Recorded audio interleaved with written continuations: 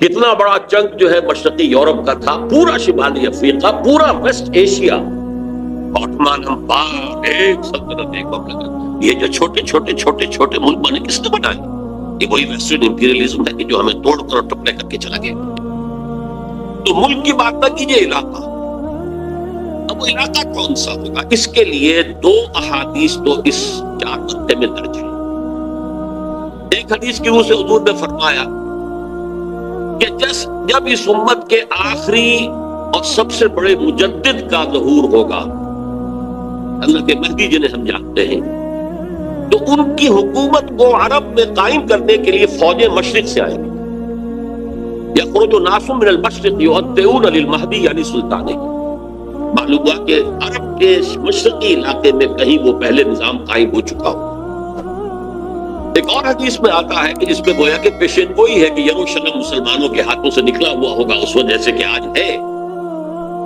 حدیث کے الفاظ یہ ہیں کہ یخرج من خراسان رایات سود لا یردها شیء حتی تنصب بإیلیا۔ خراسان کے علاقے سے سیاہ پرچم لے کر فوجیں چلیں گی اور یہ پرچم جا کر سیدھے یروشلم میں نصب ہو جائیں گے، کوئی ان لشکروں کا رخ موڑ نہیں سکے گا۔ آج یروشلم یہودیوں کے قبضے میں ہے۔ کوئی دن کی بات ہے، اندیشہ ہے کہ مسجد اقصی جو ہے وہ شہید کی جائے، وہ اپنا سیکنڈ ٹیمپل جو ہے بلڈ کرنا چاہتے ہیں، نقشے تیار ہو چکے، ہر چیز اس کے لیے جو ہے پورا اہتمام ہو چکا۔ بہرحال یہ تو اشارات ہیں جو احادیث ہمارے پاس ہے حوالوں کے ساتھ جو اس کے اندر درج ہے۔ اب مشرق میں الحمدللہ کہ ہندوستان بھی مشرقی میں تھا، پاکستان اب مشرق میں ہے، افغانستان مشرق میں ہے۔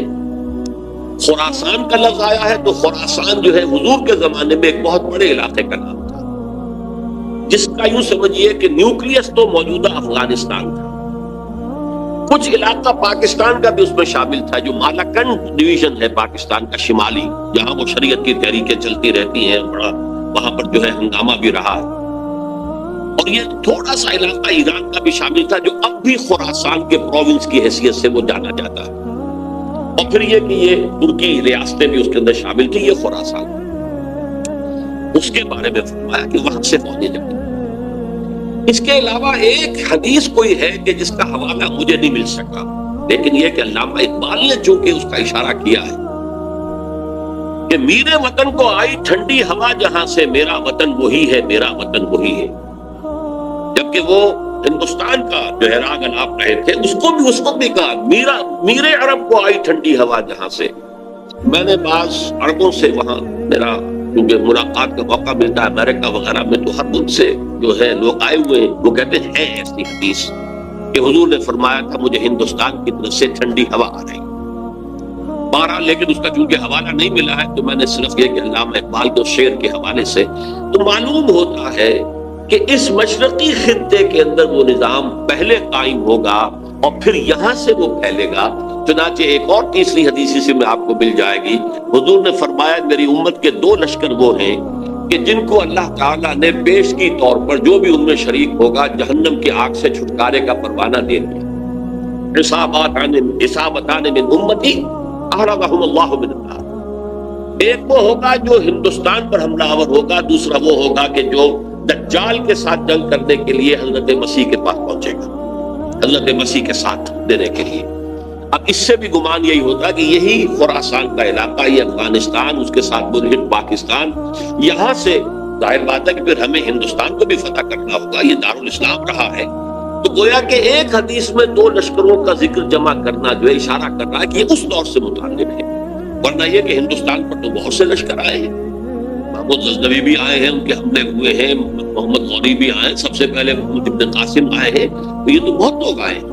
لیکن یہ کہ اصل میں ایک حدیث میں 2 کا جمع ہونا جو ہے وہ ادھر اشارہ کرتا ہے کہ اس وقت جب ایک نیوکلیس بن چکے گا خلافت اللہ منہاج النبوہ کا، تو جیسے جزیرہ نما عرب سے شرق و غرب میں فوجیں چلی تھیں، ایسے ہی مشرق میں ہمارے ہندوستان ہے اور مغرب کے اندر جو ہے یہ ہوتے ہوئے اور ایلیا تک وہ فوجیں پہنچ جائیں گی اور یروشلم جو ہے اس کو یہودیوں کے قبضے سے معلومات کرائیں گی۔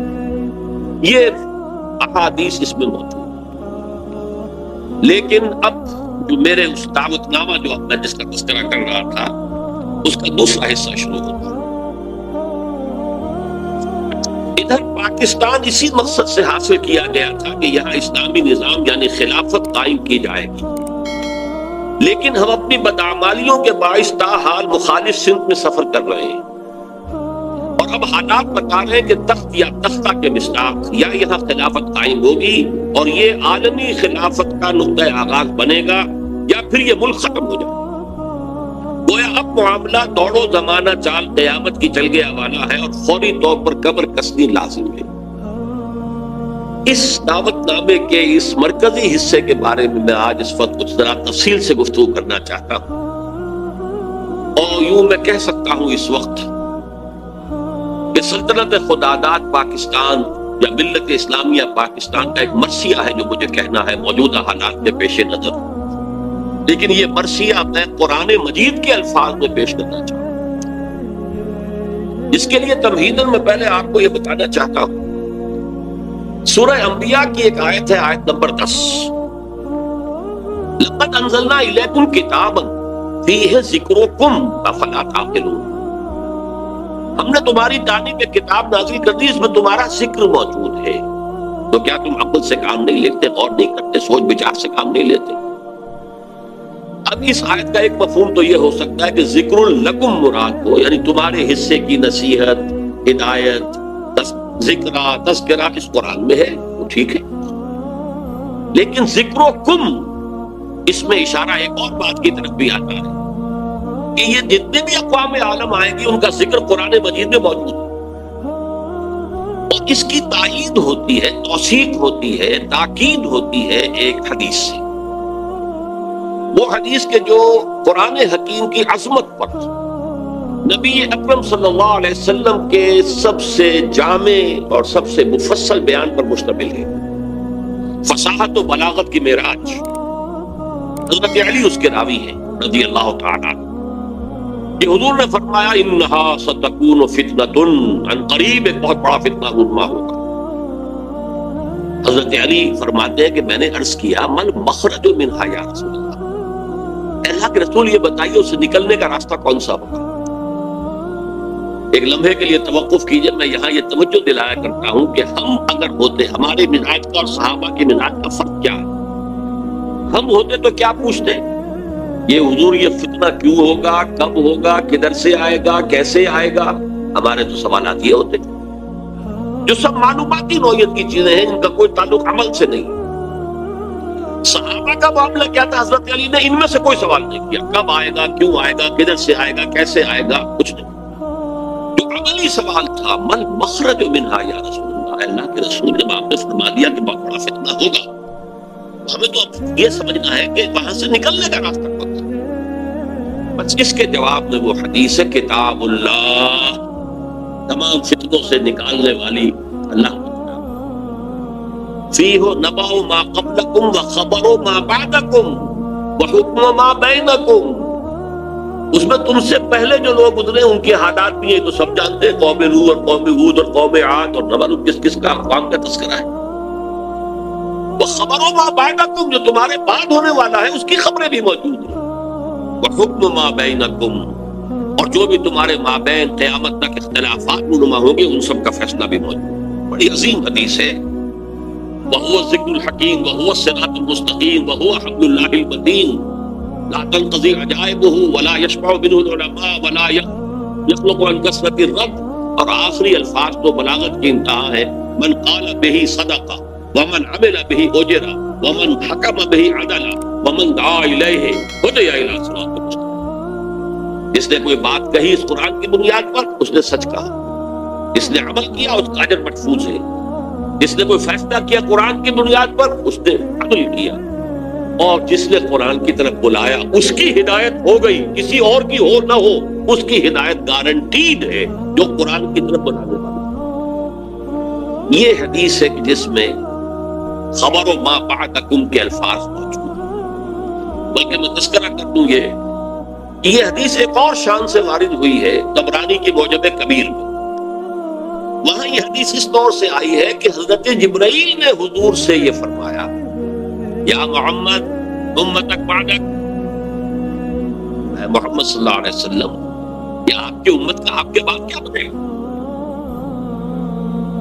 حضور نے اس پر پوچھا بل مخرج منہا یا جبرائیل، جبرائیل نے بات کو بہت اہم کہی ہے، ابھی تو میں ہوں، انا بین اظہرکم، ابھی تو ہے مسلمانوں میں تمہارے ماں بہن ہوں، لیکن ایک وقت تو آئے گا۔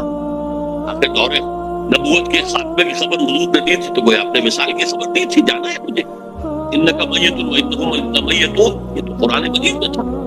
لیکن اس کا حل کیا ہوگا اے جبرائیل؟ تب انہوں نے کہا ہے کتاب اللہ فیہ نبأ من قبلکم ومن خبر ما بعدکم وحکم ما بینکم، یہ پوری حدیث۔ تو یہ ایک اور ہی شان کے ساتھ یہی روایت آتی ہے۔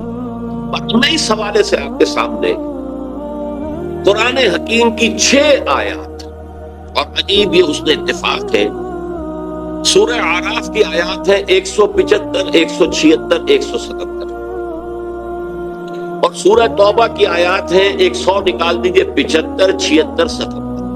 یہ آئینہ ہے اس وقت میرے اور آپ کے لیے، ملت اسلامیہ پاکستان کے لیے، سلطنت خدا داد پاکستان۔ دیکھیے سورہ اعراف میں فرمایا وَاتْلُ عَلَيْهِمْ نَبَأَ الَّذِي آتَيْنَاهُ آيَاتِنَا فَانْسَلَخَ مِنْهَا فَأَتْبَعَهُ الشَّيْطَانُ فَكَانَ مِنَ الْغَاوِينَ۔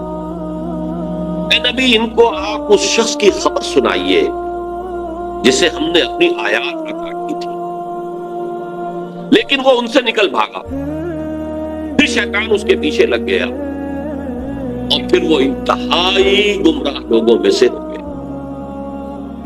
وَلَوْ شِئْنَا لَرَفَعْنَاهُ بِهَا، ہم چاہتے تو ان آیات کے ذریعے سے، ان کی بدولت ہم اسے اور بلند کرتے، اس کا مقام، اس کا رتبہ اور اونچا۔ وَلَكِنَّهُ أَخْلَدَ إِلَى الْأَرْضِ، مگر وہ تو زمین کی طرف ہی بیٹھتا اور دھستا چلا۔ فَمَثَلُهُ كَمَثَلِ الْكَلْبِ، اس کی مثال تو کتے کی سی ہے۔ إِن تَحْمِلْ عَلَيْهِ يَلْهَثْ، اگر اسے دھتکارو، کوئی ڈھیلا، کوئی لکڑی اس کی طرف اٹھاؤ مارنے کے لیے، تب بھی وہ ہانپتا رہتا ہے۔ وَإِن تَتْرُكْهُ يَلْهَثْ، زبان اس کی نکلی ہوگی، اس میں سے راج ٹپک رہی ہوگی، چھوڑے رکھو گے تب بھی۔ ذَلِكَ مَثَلُ الْقَوْمِ الَّذِينَ كَذَّبُوا بِآيَاتِنَا، یہی مثال ہے اس قوم کی کہ جس نے اپنے رب کی آیات کو جھٹلایا۔ فَقْصُصِ الْقَصَصَ، تو اے نبی آپ یہ واقعہ بیان کر دیجئے، لَعَلَّهُمْ يَتَفَكَّرُونَ، شاید کہ وہ غور کریں، سوچ بچار سے کام لیں۔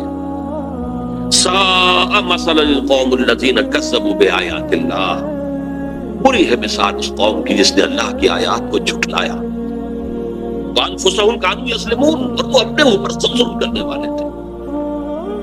اب میں اس کی زیادہ تفصیلی تفاصیل میں نہیں جاؤں گا، اگرچہ ایک رائے یہ بھی ظاہر کی گئی ہے کہ یہ کسی شخص معین کا تذکرہ نہیں ہے، بلکہ یہ ایک مثال ہے جو اللہ دے رہا، لیکن یہ بات صحیح نہیں ہے۔ وَاتْلُ عَلَيْهِمْ نَبَأَ، وَاضْرِبْ لَهُمْ مَثَلًا سے بات ہوتی تو اس کا امکان تھا، یا تو خبر سنا دیجیے اے نبی، اس کی خبر۔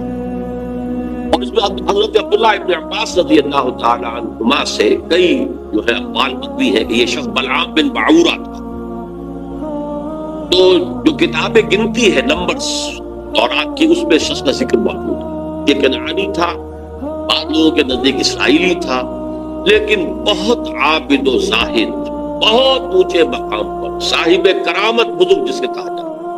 الذی آتیناہ آیاتنا سے مراد یہاں پر کچھ لوگوں نے لیا ہے کہ علم کتاب اسے دی گئی تھی، وہ بات میرے نزدیک صحیح نہیں ہے، بلکہ آیات کہا گیا معجزات کو بھی۔ جس طرح اللہ اپنے انبیاء کو آیات، ہم نے آیات بینات دے کر رسولوں کو بھیجا، ایسے ہی ہے کہ کوئی بہت عابد زاہد کوئی ہو، عابد مرتاز اور زاہد مرتاز، تو اللہ تعالیٰ اسے کرامتیں عطا کرتا، میں کوئی شک نہیں ہے۔ کرامات الاولیاء حق، اس میں کسی شک و شبہ گنجائش نہیں۔ اللہ تعالیٰ ان کی بزرگی کے ثبوت کے لیے، اظہار کے لیے وہ ایسے خلق عادت واقعات ظاہر کرتا۔ تو با کرامت بزرگ تھا، لیکن پھر وہ جو دنیاوی خواہشات کی طرف ایسا متوجہ ہوا کہ اس کی ساری نیکی، ساری اس کی بزرگی، ساری روحانیت ختم ہو کر رہ گئی، وہ انتہائی پاتال میں گئی۔ بعض مفسرین نے حضور کے دور کے 2 اشخاص کا ذکر بھی کیا ہے۔ امیہ ابن ابی سلط ایک بہت بڑا شاعر تھا کہ جس کی اشعار میں توحید رچی بسی ہوئی تھی، توقع یہ تھی کہ تو حضور کا سب سے بڑا جو ہے وہ سپورٹر بن جائے گا، لیکن نہیں، مخالف ہو گیا۔ اسی طریقے سے ابو عامر راہب تھا، جیسے ورقہ ابن نوفل مکے میں تھے، وہ جا کر جو ہے وہ شام میں انہوں نے عیسائیت اختیار کی، اور وہ بہت بڑے عالم تھے، کان یکتب التوراۃ بالعبرانیہ۔ اسی طرح یہ ابو عامر خزرجی تھا، اور یہ بھی عیسائی ہو گیا تھا، شام میں رہا، اور پھر یہ بہت بڑا زاہد اور عابد اور عالم شخص تھا، لیکن یہی بدترین دشمن ہو گیا محمد رسول اللہ کا، جبکہ ورقہ ابن نوفل نے جو ہے حضور کی تصدیق کی تھی جب حضرت خدیجہ رضی اللہ تعالی عنہا لے کر گئی تھی حضور کو ان کے پاس۔ بہرحال میرے نزدیک یہ بلعام بن معورہ ہی کا تذکرہ ہے جو ہو رہا ہے کہ وہ بہت با کرامات بزرگ تھا، لیکن زمینی خواہشات دو سب سے نمایاں، بدن پیٹ کھانے کو مانگتا ہے، یہ انسان کی بہت بڑی ضرورت، اس لیے کہ ظاہر بات ہے جو پریزرویشن آف دی سیلف ہے، اپنے بقا کے لیے اسے غذا چاہیے، لیکن اس کے ساتھ چٹخارا بھی لگا ہوا ہے، یہ اس کے ساتھ اضافی شے ہے۔ اور دوسری ہے جنسی خواہش، شہوت، پریزرویشن آف دی اسپیشیز، اپنی نسل کو برقرار رکھنے کے لیے۔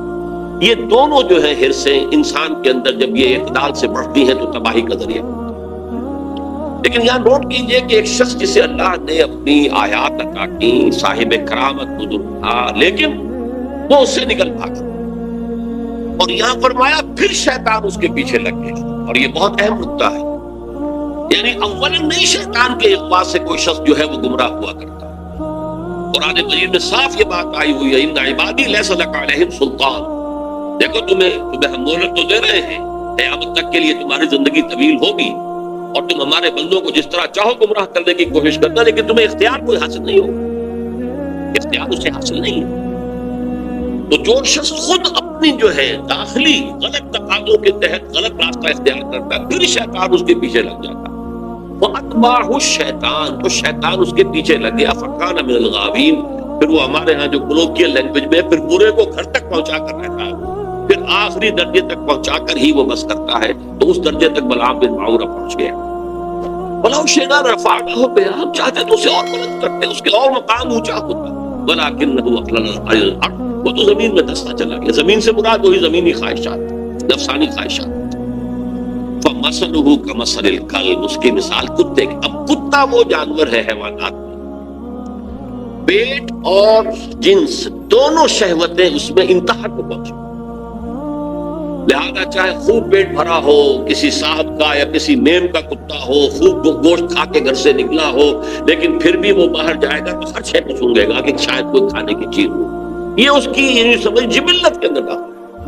یہاں تک کہ آپ اس کو ٹھیکنا ماریے مارنے کے لیے تو وہ اس کو بھی سونگے گا کہ شاید اس میں کوئی کھانے کی کوئی شے موجود ہو، چلے گا بھی تو ادھر ادھر ہوتا ہوا سونگتا ہوا، اور وہ اپنی شرمگاہ کو چاٹتا رہتا۔ دونوں جو حرصے ہیں اس کے اندر انتہا کی، اور اس کا پھر ظہور کیا ہوتا، زبان ہر وقت نکلی ہوئی ہے، ہانپ رہا ہے، ہر وقت ہانپ رہا ہے، پیٹ بھرا ہو تب بھی ہانپ رہا ہے، اور پیٹ خالی ہو تب بھی ہانپ رہا ہے، تھکا ہوا تب بھی ہانپ رہا ہے، کھڑا ہوا تب بھی ہانپ رہا ہے، زبان نکلی ہوئی ہے اور اس کے اندر سے راٹا۔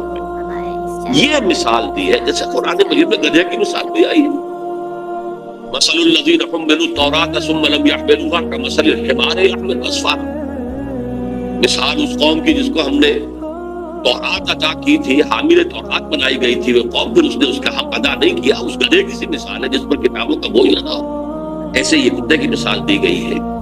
اس کے بعد فرمایا ذالک مثل القوم الذین کذبوا، یہ صرف ایک فرد کا معاملہ نہیں ہوتا، پوری قومیں بھی اس تمثیل پر پوری اترتی ہے، اور اسی ڈسکرپشن کے اوپر وہ پوری اترتی ہے۔ کذبوا بآیاتنا، جو ہماری نشانیوں کو جھٹلاتے ہیں، فقصص القصص، تو اے نبی آپ یہ قصہ سنا دیجئے، لعلہم یتفکرون، شاید کہ غور کریں۔ آج میں آپ کو قصہ سنا رہا ہوں پاکستان کا، کس طور سے ان آیات پر منطبق ہو رہا ہے، شاید کہ آپ غور کریں، سوچیں، شاید کہ آپ کے اندر کوئی امنگ پیدا ہو جائے کسی عمل کی، جد و جہد کی۔ سا مثلا القوم الذین کذبوا بآیاتنا، آخری آیت بری مثال ہے اس قوم کی جس نے ہماری آیات کو جھٹلایا، وکانوا انفسہم یظلمون، وہ اپنے اوپر ہی ظلم کرتے رہے، ظاہر بات ہے ہمارا کسی نے کیا بگاڑا۔ اب اندازہ کیجئے پاکستان وہ ملک ہے اس روئے ارضی پر جو بہت بڑی اللہ کی نشانیوں کے ساتھ وجود میں آیا۔ سب سے پہلی نشانی 27ویں رمضان کو اس کا قیام عمل میں آیا، اور کی جو بہترین رات ہو سکتی، فیہا یفرق کل امر حکیم، جس میں کہ تمام جو بھی اللہ تعالیٰ کے پختہ فیصلے ہیں وہ کیے جاتے ہیں۔ پاکستان 27ویں شب رمضان مبارک کی، اس میں اس کا وجود ہے۔ پھر غور کیجیے کیسے قائم، کوئی امید کچھ عرصے پہلے بھی نہیں تھی کسی کو کہ پاکستان قائم ہو جائے. عام طور پر سمجھا گیا تھا یہ مسلم لیگ نے بارگیننگ کے لیے اتنی بڑی بات کر لی ہے تو لے دے کر معاملہ ہو جائے گا. اور سب سے بڑی بات یہ کہ خود ایک سال پہلے Quaid Azam cabinet mission plan کو تسلیم کر چکے. اس کا کیا مطلب تھا کہ کم سے کم 10 سال کے لیے ایک آزاد پاکستان کا وجود مؤثر ہو گیا. نظری طور پر 10 سال کے بعد امکان تھا، لیکن ایک مرتبہ مرکزی حکومت ایک وحدت کے ساتھ اگر وجود میں آ جاتی تو پنڈت نہرو نے جو کہا تھا سچ تو وہی تھا. نکل جاتی ہے جس کی منہ سے سچی بات مستی میں، اس نے وہ سچ کہہ دیا، جس کی وجہ سے پھر قائد اعظم نے جو تسلیم کر لیا تھا کیبنٹ مشن پلان کو، پھر اس سے آپ نے رجوع کیا کہ اس نے کہہ دیا تھا ایک دفعہ بن جائے پھر کون کسی کو علیحدہ عہدہ دیتا ہے. اس پر پھر قائد اعظم نے پسپائی کی. ورنہ اگر وہ خاموش رہتا تو کم سے کم 10 سال تک کوئی امکان نہیں تھا، اور اس 10 سال میں ہندو قوم نے کیا کرنا تھا اس کا تصور بھی نہیں تھا. پھر سوچئے پاکستان قائم ہوا، ہندو قوم ہمارے سے کس قدر تعداد میں زیادہ، تعلیم میں زیادہ، دولت میں زیادہ، تنظیم میں زیادہ، کس قدر منظم قوم، کس قدر تعلیم یافتہ قوم، کتنی ان کے اندر ایک یکجہتی موجود تھی. پھر کانگریس جیسی جماعت، بہت بڑی جماعت میں کوئی شک نہیں، بہت بڑی عوامی جماعت، جس کے ساتھ یہ کہ لیڈرز کی سیکنڈ لائن کی یوں سمجھیے کہ ایک بڑی قطار موجود تھی. یہ نہیں تھا کہ مسلم لیگ بس ایک بگولے کی طرح ایک تحریک کے طور پر اٹھی ہے، اس نے جو بھی حاصل کر لیا کر لیا. ورنہ مسلم لیگ اصل میں ایک جماعت کی شکل میں منظم ہو ہی نہیں پائی تھی. یہی وجہ ہے کہ پتاشے کی طرح گل گئی پاکستان میں آ گئی. لیکن یہ کانگریس اور گاندھی جیسا نہیں تھا. ہم باہر اس کے بارے میں جو بھی رائے رکھتے ہوں، لیکن یہ ہندوؤں کا مہاتما پوری دنیا کے اندر اس کی ایک عظمت تسلیم کی جاتی. اور چند مہینے پہلے اس نے کہا تھا کہ پاکستان سے میری لاش پر بن سکتا. ہندو جیسی قوم، گاندھی جیسا لیڈر. اچھا دوسری طرف یہ ہمارے ولی خان صاحب وہ کچھ پچھلے زمانے کے کاغذات نکال کے لے آتے ہیں انڈیا آفس کے، جس سے یہ کہ انگریزوں نے کچھ سپورٹ کی تھی پاکستان کی یا مسلم لیگ کی. جب پاکستان بنا ہے ایکچولی وزیر اعظم ماؤنٹ بیٹن یہاں کا وائس رائے، دونوں قائد اعظم سے شدید نفرت رکھنے والے، پاکستان کے تصور کے دشمن. لیبر پارٹی کی گورنمنٹ تھی، کنزرویٹو پارٹی کی گورنمنٹ ہوتی تو کچھ شکوک و شبہات کا موقع تھا، لیکن یہ تو لیبر پارٹی کی حکومت نے جو کچھ لکھا ہے بعد میں وہ سب کے سامنے، آپ کو کچھ بھی باتیں نہیں رہی. ماؤنٹ بیٹن کی چیزیں بھی سب سامنے آ چکی ہیں. اس کے جس نوعیت کے تعلقات نہرو خاندان کے ساتھ تھے، اب وہ چیزیں بھی کہنے کی بھی نہیں ہے. مطلب یہ کہ لیڈی ماؤنٹ بیٹن کے ساتھ اس کے ناجائز تعلقات تک کا چرچا موجود. اور یہ کہ گاندھی کا تو وہ چیلا تھا. آخری وقت میں پنڈت نہرو نے اور پٹیل نے جا کر اس سے کہا تھا کہ ہم نہیں کہہ سکتے باپو کے سامنے جا کر یہ کہنے کی ہماری جرات نہیں ہے کہ ہم ہندوستان کی تقسیم پر راضی ہو گئے ہیں، کہ تم نے جا کے راضی کرا. اس نے جا کر گاندھی سے بات کی، کیا پٹی پڑھائی ہے وہ جانے. یہ تھے وہ نامساعد حالات جن میں پاکستان کا قیام. اور اس کے اندر جمع کر لیجئے یہ بات کہ 1 سال پہلے مولانا حسین مدنی رحمت اللہ علیہ نے سلہٹ میں یہ کہہ دیا تھا، رمضان مبارک میں پورے 1 سال پہلے، ملأ اعلیٰ میں پاکستان کے قیام کا فیصلہ ہو چکا ہے. ملأ اعلیٰ سے مراد فرشتوں کا وہ سب سے اونچا طبقہ ہے جو اللہ کا مقربین جو ہوتے ہیں، ملائکۃ المقربین، وہ ملأ اعلیٰ سب سے اونچا، وہاں فیصلہ ہو گیا پاکستان کے. یہ دوسری بات ہے کہ جب ان سے پوچھا گیا کہ پھر ہم کیوں مخالفت کر رہے ہیں، ہماری پالیسی وہ بدل جانی چاہیے. انہوں نے کہا کہ در حقیقت وہ تکوینی معاملہ ہے اللہ کا. ہمارا کام تکوینیات کے حوالے سے نہیں ہے، بلکہ ہمیں تو اپنی سوچ اور سمجھ سے جو بھی رائے صحیح ہے اسی کے اوپر کام کرنا ہے. لیکن فیصلہ ہو چکا. یہ 1 سال پہلے کی بات ہے، اور ایسے شخص کی گواہی ہے جو پاکستان کے ساتھ یعنی کوئی متفق نہیں تھا. اگرچہ بعد میں انہوں نے تسلیم کیا، بہت خوبصورتی سے تسلیم کیا.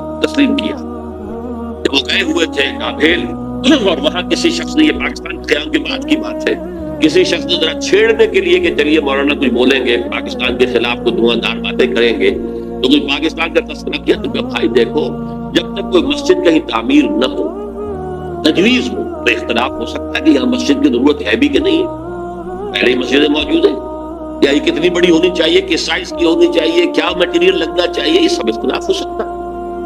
پاکستان کے بننے سے پہلے ہمارا اختلاف تھا، لیکن مسجد بن جائے تو اس کی حفاظت ہر صاحب ایمان کا تقاضا ہے۔ اب پاکستان کی حیثیت بالکل بدل گئی۔ یہ الفاظ مولانا مدنی رحمۃ اللہ علیہ جو وہاں موجود تھے، مولانا محمد مالک کاندلوی رحمۃ اللہ علیہ، جنہوں نے کہ یہ الفاظ ہماری قرآن کانفرنس میں بیان کی۔ اچھا، یہ ہے وہ آیات، وہ کرامات جس کے ساتھ پاکستان وجود میں آ رہا ہے۔ ذرا پیچھے چلیے، جب خلافت عثمانیہ کے خاتمے کی سازشیں ہو رہی تھی تو پوری دنیا میں صرف ہندوستان میں تحریک چلی، کہیں اور نہیں چلی۔ وہ سلطنت عثمانیہ بہرحال خلافت کے نام سے تھی، چاہے حقیقت نہیں تھی، وہ ایک ملوکیت ہی تھی، اور اب اس پہ زوال بھی آ گیا تھا، یورپ کا مرد بیمار بھی کہا جا رہا، جو بھی کچھ تھا، لیکن عصمت اسلامی کا ایک سمبل، ایک نشانی تھی، اس کے خلاف سازشیں ہو رہی تھی، اور اس وقت تحریک چلی صرف ہندوستان میں کہیں بھی نہیں چلی، پوری دنیا میں کہیں بھی نہیں، بلکہ عربوں نے تو بغاوت کی ترکوں کے خلاف، اور اصل میں تو انہی کی بغاوت کے نتیجے میں یہ سارا معاملہ ختم ہوا۔ لیکن ہندوستان میں وہ تحریک چلی اور ایسے زور شور کے ساتھ چلی، بولی اماں محمد علی کی جان بیٹا خلافت میں دے دو، پورا ہندوستان گونج گیا۔ ذرا اس سے بھی پیچھے جائیے، دیکھیے ختم نبوت کے بعد سب سے بڑا منصب مجددین امت ہے، کہ جو سنن ابی داؤد کی روایت کی روح سے ان اللہ یبعث فی هذه الامه على راس كل 100 عام من یجدد الحدین، یقیناً اللہ اس امت میں ہر صدی میں ایسے لوگوں کو اٹھاتا رہے گا جو دین کو تازہ کر دیں گے، دین کے اوپر جو بھی کوئی غبار آ جائے گا، کوئی اس کی تعلیمات دھندلا جائیں گی، اس کو ہٹا کر صحیح دین کی شکل دوبارہ دکھائے۔ 1000 برس تک سارے مجددین امت عالم عرب میں آئے، عمر بن عبد العزیز سے چلیے، اور امام ابو حنیفہ گنتے چلے جائیے، شیخ عبد القادر جیلانی، امام غزالی، امام ابن تیمیہ، سب وقت 11ویں صدی کا مجدد اعظم شیخ احمد سرہندی ہندوستان، 12ویں صدی کا مجدد اعظم شاہ ولی اللہ دہلوی ہندوستان، 13ویں صدی کا مجدد اعظم سید احمد بریلوی ہندوستان، 14ویں صدی کا مجدد اعظم شیخ الہند نصیر مالٹا ہندوستان، اور مزید برآں علامہ اقبال جیسا مفکر، مولانا مودودی جیسا مصنف، مولانا الیاس جیسا مبلغ پوری دنیا میں کہیں نظر نہیں آتے۔ ان کی تحریکیں جو ہے پوری دنیا میں چھا گئی، سلسلہ نقشبندیہ مجددیہ پوری دنیا میں چلا گیا، پورے ٹرکش بیلٹ میں وہی ہے، وہ امام شامل ہو یا اس وقت جو چیکنیا کے معاملات ہیں، یا پورے ترکستان کے اندر یہی ہے، خود یہ افغانستان کے اندر وہی سلسلہ نقشبندیہ مجددیہ، ان کے صدر بھی تھے مجددی۔ پھر شاہ ولی اللہ ہی کے تو در حقیقت علم کا یہ ظہور ہے کہ جو پورا افغانستان میں جو مدارس کہاں کے پڑے ہوئے لوگ ہیں یہ طالبان، وہی دیوبندی مدارس ہے کہ جو شاہ ولی اللہ کے علوم کا وارث بنے، گویا کہ ریورس گیئر لگا ہے۔ ایک بات عجیب ہے، ذرا نوٹ کیجئے گا، 1000 برس جو پہلے تھے ہندوستان میں آتے تھے، باہر سے علماء آ رہے ہیں، صوفیاء آ رہے ہیں، ادیب آ رہے ہیں، دانشور آ رہے ہیں ہندوستان میں، اور جب یہ الف ثانی شروع ہوا امت کی تاریخ کا دوسرا 1000 سال، تو ریورس گیئر لگ گئے۔ معین الدین چشتی ادھر سے آئے تھے، سلسلہ مجددیہ نقشبندیہ یہاں سے چلا، شاہ ولی اللہ کے علوم یہاں سے چلے، علامہ اقبال کا فکر یہاں سے پھیلا، پوری دنیا میں پھیلا۔ ڈاکٹر علی شریعتی سے پوچھئے، مالک ابن نبی سے پوچھئے، بہت بڑا جو دانشور ایران کا اور بہت بڑا دانشور جو عالم عرب کا۔ پھر مولانا مودودی کی کتابیں دیکھ لیجیے، پوری دنیا کے اندر عربی میں، انگریزی میں ٹرانسلیٹڈ ہر جگہ مل جائے گی۔ اور یہ مولانا الیاس کے شروع کرنا تحریک کہاں سے کہاں پہنچی ہے، لاکھوں آدمی ایک وقت کے اندر جو ہے وہ مسلسل حرکت کے اندر۔ یہ ساری آیات ہے، اس سب کا امین یہ پاکستان، یہ سارا ہمارا ورثہ یہ پیچھے 11ویں صدی، 12ویں صدی، 13ویں صدی، 14ویں صدی، اور پھر یہ کہ پاکستان وجود میں آیا 27ویں کو۔ یہ پاکستان ہندو اور انگریز دونوں کی مخالفت کے الگ رغم قائم، اور اس وقت نقشہ میں آپ کے سامنے کھینچ رہا ہوں سورہ اعراف کی آیت نمبر 129 کے حوالے سے۔ جب ظلم و ستم کی انتہا ہو گئی تھی بنی اسرائیل پر مصر میں، تو انہوں نے جب فریاد کی ہے تو حضرت موسیٰ نے فرمایا تھا ان سے، عَسَىٰ رَبُّكُمْ أَن يُهْلِكَ عَدُوَّكُمْ وَيَسْتَخْلِفَكُمْ فِي الْأَرْضِ فَيَنظُرَ كَيْفَ تَعْمَلُونَ۔ امید ہے کہ تمہارا رب تمہارے دشمن کو ہلاک کر دے گا، اور پھر تمہیں زمین کے اندر تمکن عطا کرے گا، پھر دیکھے گا تم کیا کرتے ہو۔ ویسے تو یہ دنیا کی زندگی افراد کے لیے بھی امتحان گاہ ہے. ملزم ہستی سے تو ابرا ہے مانند حباب، اس سیاہ خانے میں تیرا امتحان ہے زندگی. خلق الموت والحیات لیبلوکم ایکم احسن عملا. ہم ایک امتحانی عرصے میں سے گزر رہے ہیں. قوموں کا امتحان اپنی جگہ ہوتا ہے، امتوں کا، ملکوں کا امتحان اپنی جگہ ہے. فینظر کیف تعملون، پھر وہ دیکھے گا تم کیا کرو. اب دیکھیے ہمارے ہاں کیا ہوا بدقسمتی سے. مسلم لیگ کی جو ٹاپ کی قیادت تھی، پہلی بات تو یہ ہے کہ مسلم لیگ بحث کی تھی، مسلم لیگ تو تقریباً سمجھیے کہ ختم ہو گئی قائد اعظم کے انتقال کے بعد. زیادہ کہیں گے تو لیاقت علی خان کی شہادت کے بعد. لیکن یہ ہے کہ پہلے دن سے بھی ہم نے رخ اسلام کی طرف نہیں کیا. ہمیں اپنے بزرگوں کا بھی اب تذکرہ جو ہے کرنا پڑے گا. میں قائد اعظم کو ہرگز دھوکے بعد آدمی نہیں سمجھتا، جھوٹا نہیں سمجھتا، صاحب کردار آدمی تھے. میری تعبیر یہ کہ انہوں نے یہ سمجھا تھا کہ اگر پاکستان ایک نوزائیدہ مملکت ہے، ہم نے فوراً اسلام کا ڈنکا بجا دیا اور نعرہ لگا دیا تو پوری دشمن قوت جو ہے ہمیں دبوچ لے گی. لہذا اب جب کہ ایک ایسا ملک وجود میں آ گیا جہاں غالب اکثریت مسلمانوں کی ہے، تو خالص سیکولر اصول سے بھی تو یہاں اسلام ہی آئے گا. تو سیکولر اصول کیا ہے کہ لوگوں کی اکثریت جو چاہے گی ہوگا، یہی اصول ہے. لوگوں کی اکثریت جو قانون بنانا چاہتی ہے بنائے گی، جو نافذ کرانا چاہتی کرائے گی. یہ سیکولرزم ہے. تو اب خالص سیکولر اصولوں سے ہندوستان ایک وحدت لیتا تو یہاں اسلام کے آنے کا کوئی سوال نہیں تھا. اکثریت ہندوؤں کی تھی، امکان ہی نہیں تھا. لیکن اب یہ ہے کہ اگر مسلمان یہاں کے چاہیں گے تو یہاں شریعت بھی آ جائے گی، نظام بھی آ جائے گا، سب کچھ ہو جائے گا. لیکن ہم نے اگر ڈنکا بجا دیا تو شاید، اب میں سمجھتا ہوں کہ شاید ان کی بات میں وزن ہے، لیکن یہ کہ شکل جو بنی ہے وہ یہ تھی: وزیر قانون ہندو، وزیر خارجہ قادیانی،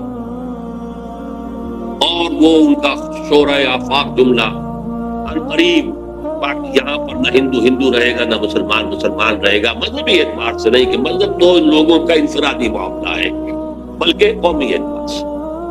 بہرحال ایک جس کو میں یہ کہوں گا کہ صحیح سمت میں پہلی اینٹ نہیں رکھی ہے. مصلحت کیا تھی یہ اپنی جگہ پر تھی، ان کی نیت پر حملہ نہیں ہے، لیکن دی فیکٹ ریمینز، واقعہ یہی ہے، حقیقت یہی ہے. اور مجھے معلوم ہے، میں بنگلہ دیش 2 دفعہ جا چکا ہوں، کہ بنگالی مسلمانوں کو پہلا شوق لگا تھا اسی سے. اس لیے کہ بنگال کا عام مسلمان جو ہے مغربی پاکستان کے عام مسلمان سے زیادہ مذہبی ہے. آج بھی جو تبلیغی جماعت کا اجتماع وہاں ہوتا ہے وہ 25-30 لاکھ کا ہوتا ٹونگی میں. اس اعتبار سے اور عام طور پر بھی وہاں پر مذہبیت زیادہ ہے، ایک شوق لگا. اور اس کے بعد جو ہے پھر جو ہے وہ مسلسل چیزیں جو ہے وہ پھر جو لینگویج کوسچن تھا وہ تو سیکولر لوگوں نے اٹھایا تھا، لیکن مذہبی لوگوں کو بھی شوق جو ہے اس سے پہنچا. لیکن یہ کہ الحمدللہ کہ اس کے بعد مولانا مودودی کی ایک تحریک پر جو انہوں نے اسی لاہور شہر سے شروع کی تھی اپریل 1948 سے، کہ اب چونکہ پاکستان اسلام کے نام پر بنایا گیا لہذا یہاں پر اسلامی دستور بننا چاہیے، مطالبہ شروع کیا. اور پھر مسلم لیگی عناصر نے بھرپور مدد کی، جن میں سب سے زیادہ کروشل رول پلے کیا ہے مولانا شبیر احمد عثمانی رحمۃ اللہ علیہ نے. وہ تو مسلم لیگی تھے، جماعت اسلامی کی تو نہیں تھے. اور قرارداد مقاصد پاس ہو گئی. تو گویا کہ ایک اور معجزہ جو ہے کہ جس وقت دنیا میں ڈنکا بج رہا تھا سیکولرزم کا پوری دنیا میں، 10.5 کروڑ عوام کی اسمبلی نے کہا کہ ہم اللہ کی حاکمیت کا اقرار کرتے ہیں، اپنی حاکمیت کا دعویٰ نہیں کرتے. We wash our hands off the claim to sovereignty. Sovereignty belongs to Allah. سروری زیبا فقط اس ذات بے ہمتا کو ہے، حکمراں ہے ایک وہی باقی متعال آتا.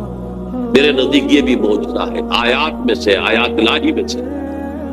پھر جب کچھ لوگوں نے، سیکولر مائنڈڈ لوگوں نے شور مچایا کہ کس کا اسلام ہوگا یہاں پر، شیعہ کا، سنی کا، دیوبندی کا، بریلوی کا، تو تمام مطالب چوٹی کے علماء نے 22 نکات دستور سازی کے متفق علیہ دے دیے. یہ ایک اور معجزہ. اس کے بعد ایک بہت بڑا بلنڈر ہوا. دینی جماعتوں نے یہاں کشاکش اقتدار میں شریک ہو کر انتخابات میں آ کر اسلام کو ایک پارٹی ایشو بنا کر اور بیڑا غرق. لیکن یہ کہ بہرحال اس کی داستان باقی میں بیان نہیں کرنا چاہتا. نتیجہ جو نکلا، غلطی کس کی تھی، کتنی تھی، کوتاہی کس کی تھی، کتنی تھی، لیکن نتیجہ یہ ہے کہ آج ہم بیٹھتے چلے گئے زمین کی طرف. آج 52 برس گزرنے کے بعد 27 برس پہلے تو ہماری پیٹھ پر ایک کوڑا پڑ گیا، ملک 2 لخت ہوا، 93,000 ہمارے قیدی ہندو کے ہاتھ میں گئے، جن پر کہیں 600 کہیں 800 کہیں 1000 برس حکومت کی تھی. ہمارے جرنیل نے اپنا ریوالور پیش کیا اپنے ہاتھ سے، ذلت کی انتہا. لیکن اس کے بعد سے ہوتے ہوتے آج ہم کہاں پہنچ گئے؟ دیوالا ہمارا نکلا ہوا ہے، ہماری جان IMF کی مٹھی میں ہے، امریکہ ہمارا بلجاؤ ماما ہے. جو کچھ کارگل میں ہوا ہے، ذلت کی انتہا ہو گئی.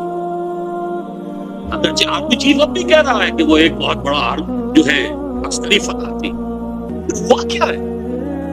اس کا مطلب یہ ہے کہ ہم نے ڈکلیئر کر دیا کہ ہم بھارت کے مقابلے میں کھڑے ہونے کے اہل نہیں ہیں، ہم بھارت سے جنگ نہیں کر سکتے.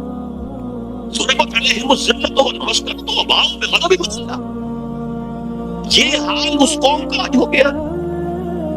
نظام جو کا وہی سودی نظام، وہی سارے معاملات، وہی جاگیرداری جو انگریز چھوڑ چکے. ہاں اگر کوئی اضافہ ہوا ہے تو بے پردگی میں، فحاشی میں، عریانی میں اضافہ ہوا، باقی سب کچھ وہی. قوم قومیتوں میں تقسیم ہو گئی. ہانپ رہا ہے کتے کی طریقے سے، ہانپ رہا ہے پورا ملک. ہانپتا کامتا ہمارا وزیر اعظم پہنچا ہے واشنگٹن، اور جا کر جو اس نے ملاقات کی ہے اور خود ریکویسٹ کر کے بڑی مشکل سے، جبکہ وہی جو ہے صدر واجپئی کو بلا رہا ہے، وہ بیٹھک نہیں آ رہا. یہ حال ہمارا ہو گیا. یہ بے عزتی، یہ توہین، یہ تسلیم. اور جان ان کی مٹھی میں ہے، جو چاہے وہ کرے، جو چاہے ہم سے کروا لے. ہمارے اپوزیشن لیڈر ہو تو وہی کا طواف کرنے والے. معلوم ہوتا ہے کہ ہم تو ہمارے کی ایک ریاست، بلکہ یوں کہیے کہ کالونی بن گئے، ہماری کوئی حیثیت ہے. یہ ہے صورتحال جو آج ٹھیک منطبق ہو رہی ہے پاکستان. وَاتْلُ عَلَيْهِمْ نَبَأَ الَّذِي آتَيْنَاهُ آيَاتِنَا فَانسَلَخَ مِنْهَا فَأَتْبَعَهُ الشَّيْطَانُ فَكَانَ مِنَ الْغَاوِينَ وَلَوْ شِئْنَا لَرَفَعْنَاهُ بِهَا وَلَكِنَّهُ أَخْلَدَ إِلَى الْأَرْضِ فَمَثَلُهُ كَمَثَلِ الْكَلْبِ إِنْ تَحْمِلْ عَلَيْهِ يَلْهَثْ أَوْ تَتْرُكْهُ يَلْهَث فَاقْصُصِ الْقَصَصَ ذَلِكَ مَثَلُ الْقَوْمِ الَّذِينَ كَذَّبُوا بِآيَاتِنَا فَاقْصُصِ الْقَصَصَ لَعَلَّهُمْ يَتَفَكَّرُونَ. میرے اور آپ کے لیے لمحہ فکریہ ہے، رونے کا موقع. میں مرثیہ کا لفظ میں نے اس لیے استعمال کیا. آج ہم کہاں پہنچ گئے؟ اگرچہ جب تک سانس تب تک پاس، جب تک اللہ مہلت دے رہا ہے اسے ہم غنیمت سمجھیں اور کمر ہمت کسے دوبارہ کچھ کرنے کے لیے. ورنہ یہ کہ حالات جہاں تک پہنچ گئے ہیں، اب میں زیادہ وقت نہیں لینا، کون نہیں جانتا. کوئی دن جاتا ہے کہ جس دن آپ کے اخبار میں خبریں نہ ہوں خودکشیوں کی، بھوک کی وجہ سے، افلاس کی وجہ سے. یہ ملک جس کو اللہ نے کیا کیا نہیں عطا کی، یہ ملک جو ابتدائی سالوں میں کتنا خوشحال تھا، یہ ملک کے جو سیاح آتا تھا ہندوستان سے، وہ کہتا تھا کہ ہم ایک پسماندہ ملک سے ایک ترقی یافتہ ملک میں آ گئے. اور جو یہاں سے ادھر جاتا تھا وہ کہتا تھا ترقی یافتہ ملک سے ایک پسماندہ ملک میں آ گئے. آج حال کیا ہے؟ مشرقی پنجاب کے اندر تمام فارمرز کے لیے بجلی مفت. صرف مشرقی پنجاب کافی ہے پورے ہندوستان کو فیڈ کرنے کے لیے. ہمارا کیا حال ہے؟ ہمارے کھیت سوکھے رہتے، بجلی کا بل کون ادا کرے گا؟ ذرا کھڑے ہو جائیے. جو نہر انہوں نے نکالی، 700 میل لمبی نہر نکالی، 700 میل، اور راجستھان کو ہرا بھرا کر دیا ہے. کوئی کھڑا ہو سندھ کی سرحد پر، تھرپار کر کی سرحد پر، تو ادھر نظر آئے گا ٹیبے ٹیبے، ریت ہی ریت، اور ریگستان ادھر گلو گلزار ہے. 700 میل لمبی اور سیمنٹ لائن، پوری کی پوری نہر 700 میل کی جو ہے وہ کنکریٹ کے لائننگ کے ساتھ ہے، جس سے نہ سیپیج ہوگا، نہ اس سے جو یہ زمین کا جو خرابی پیدا ہوتی ہے، کوئی کلر ہو، کچھ نہیں ہوگا. وہ کہاں سے کہاں پہنچ گئے؟ آج ان کے ہاں بحث ہو رہی ہے کہ ہمیں تو وہ بنانے میزائل کے جو امریکہ تک بات کریں. یہ پاکستان کیا شے ہے؟ پاکستان اور چین کیا شے؟ ان کی نیوی پورے انڈین اوشن کے اوپر اس وقت جو ہے وہاں بھی ہے. آسٹریلیا اور ساؤتھ افریقہ گھبراتا ہے اس سے. یار ہم کہاں ہیں؟ کس جگہ کھڑے؟ یہ ذلت ضربت علیہم الذلۃ والمسکنۃ وباؤوا بغضب من اللہ. لیکن جب تک ابھی اللہ مہلت دے رہا ہے. ویسے تو صحیح بات یہ ہے کہ سن 71 میں اگر وہ یک طرفہ سیز فائر نہ ہوتا، اللہ نے مجھے اللہ کی انگلیوں میں ہوتے ہیں تمام انسانوں کے دل. نکسن کا جس کو کہ گاندھی مر گئی کہتے کہتے pro Pakistan tilt of Nixon administration. Nixon نے ڈائریکٹ لائن کے اوپر جو ہے ہاٹ لائن کے اوپر کوسیجن سے کہا، کوسیجن نے جو ہے ڈائریکٹ کہا ہے اندرا گاندھی سے بس جو ہو گیا ہو گیا. یونیلیٹرل سیز فائر، ورنہ ہمارا حال کیا تھا؟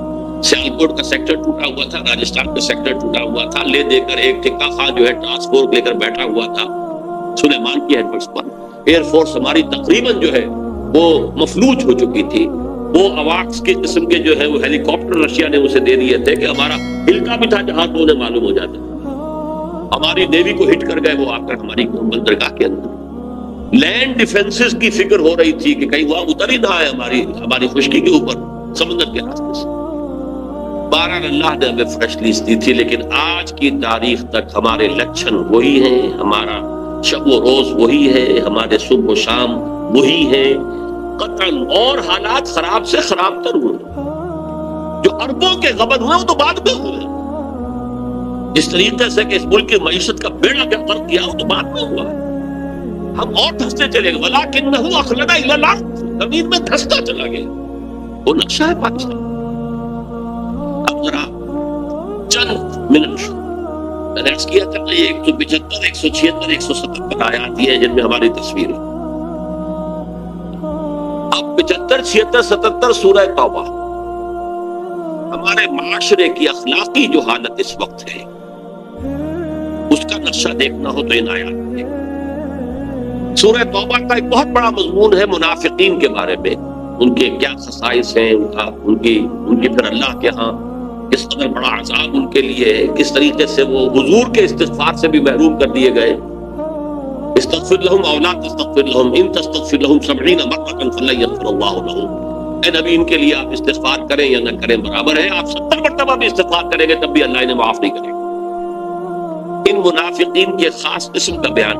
وَمِنْهُمْ مَنْ عَاهَدَ اللَّهَ، ایک خاص قسم ایسے منافقین کی ہے جنہوں نے اللہ سے عہد کیا تھا لَإِنْ آتَانَا مِنْ فَضْلِهِ، اگر اللہ ہمیں اپنے فضل سے نواز دے گا لَنَصَّدَّقَنَّ وَلَنَكُونَنَّ مِنَ الصَّالِحِينَ، خوب صدقہ خیرات کریں گے، نیک بن جائیں، خادم خلق بن جائیں. فَلَمَّا آتَاهُمْ مِنْ فَضْلِهِ، جب اللہ نے انہیں اپنے فضل سے نواز دیا بَخِلُوا بِهِ وَتَوَلَّوْا وَهُمْ مُعْرِضُونَ، اب اس دولت کے ساتھ بخل سے کام لیا، تجوریاں بند کر لیں اور اپنی پیٹھ موڑ لی، اعراض کیا، بھول گئے وعدے. اب سنیے آیت فَأَعْقَبَهُمْ نِفَاقًا، ان کی اس وعدہ خلافی کی پاداش میں اللہ نے ان کے دلوں میں نفاق کا روگ پیدا کیا. اگلے الفاظ میں اکثر آ کر اس آیت کو یہاں چھوڑ دیا کرتا ہوں، پڑھا نہیں کرتا، میں کام جاتا ہوں. اس لیے الفاظ یہ ہے کہ اب یہ نفاق رہے گا الی یوم یلقونہ، اس دن تک رہے گا ان کے دلوں میں جس دن کے ان کی ملاقات اللہ سے ہوگی. اس نفاق کا روگ نکل نہیں سکے. میں کام کرتا ہوں. فَعَاقَبَهُمْ نِفَاقًا فِي قُلُوبِهِمْ إِلَى يَوْمِ يَلْقَوْنَهُ بِمَا أَخْلَفُوا اللَّهَ مَا وَعَدُوهُ وَبِمَا كَانُوا يَكْذِبُونَ، بسبب اس وعدہ خلافی کے جو انہوں نے اللہ کے ساتھ کیا اور بسبب اس جھوٹ کے جو انہوں نے بولا. یہ 3 آیات. بہرحال شاہ صاحب تشریف فرما ہے اور بھی میری عمر کے بھی لوگ ہوں گے بہت سے یہاں. کیسی کیسے گڑ گڑا کر دعائیں مانگی تھی اللہ سے، اے اللہ تو ہمیں ہندو اور انگریز کی دوہری غلامی سے نجات دے، ہم تیرے دین کا بہت بالا کریں.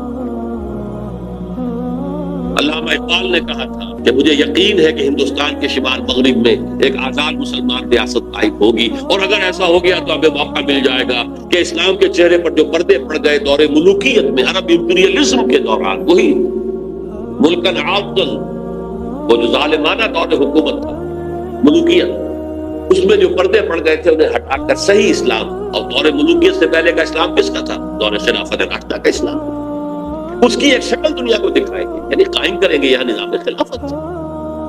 قائد اعظم نے فرمایا تھا کہ ہم پاکستان اس لیے چاہتے ہیں عہد حاضر میں اسلام کے اصول حریت و اخوت و مساوات کی ایک نمونہ پیش کریں،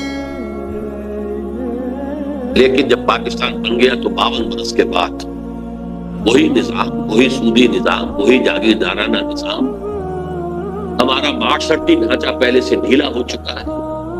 ہمارے جو اب میں جو نفاق کی جو 3 شکلیں ہیں وہ آپ کے سامنے بیان کر رہا ہوں۔ سب سے پہلا جس کو ہم کہتے ہیں نفاق باہمی، اب وہ قوم ایک نہیں رہی، اب قومیتوں میں تقسیم ہو گئی۔ ڈھونڈ اب اس کو چراغ رخ زیبا لے کر، وہ جو ایک قوم بن گئی تھی جو ہندو کے مقابلے میں بنیاد مرسوس بن کر کھڑی ہو گئی تھی، کہاں ہے؟ یہ قومیتیں ہیں، عصبیتیں ہیں، ایتھنک ہے، لنگوسٹک ہے، صوبائیت کا ایک افریت ہے۔ سب چیخ رہے ہیں جاننے والے کہ کالا باغ ڈیم نہ بنا تو کچھ چند سالوں کے بعد یہ سب پھر وہی باریں جو ہوتی تھی یہاں پنجاب کے اندر، گنجی بار اور نیلی بار اور یہ سب باریں ہوں گی، یہ یہاں کی ساری زرخیزی ختم ہو جائے گی۔ دونوں آپ کے ڈیم سلٹ اپ ہو رہے ہیں، مسلسل سلٹ اپ، کیا ہو؟ لیکن نہیں، صوبائیت راستے میں آئی۔ اتنا بھاری مینڈیٹ لے کر آنے والے نے بھی بڑا اعلان کر دیا تھا بلائیں گے، پھر کیسے چپ ہو کے بیٹھ جانا پڑا؟ اس کا اب نام بھی نہیں، ذکر بھی نہیں، کوئی تذکرہ بھی نہیں۔ کیوں؟ صوبائیت مسئلہ، شیعہ سنی کا مسئلہ، یہ ساری منافقت باہمی، نفاق باہمی، یہ نتیجہ ہے اس کا اللہ کے ساتھ بدعہدی کا اور خلافت کا۔ سب سے بڑی بات یہ کہ جو اخلاق کا دیوانہ نکلا ہے، مالیات کا جو دیوانہ نکلا وہ تو سب کے علم میں ہے، لیکن اخلاق کا جو دیوانہ نکلا، اور اس کے لیے 2 حدیثیں میں آپ کے سامنے رکھوں۔ حضور نے فرمایا، اور یہ متفق علیہ روایت ہے، بخاری اور مسلم دونوں کی، حضرت ابو ہریرہ سے، آیت المنافق ثلاث، منافق کی 3 نشانیاں، اور مسلم شریف کی روایت میں اضافی الفاظ ہیں، وَإِن صَامَ وَصَلَّى وَزَعَمَ أَنَّهُ مُسْلِمٌ، خواہ وہ شخص نماز پڑھتا ہو، روزہ رکھتا ہو اور اپنے آپ کو مسلمان سمجھتا ہو، لیکن اگر یہ 3 چیزیں ہیں تو کٹر منافق ہے۔ جب بولے جھوٹ بولے، اذا حدث کذب، وَإِذَا وعد أَخْلَفَ، وعدہ کرے تو خلاف ورزی کرے، وَإِذَا اؤْتُمِنَ خَانَ، جب امانت امین بنایا جائے تو خیانت کرے۔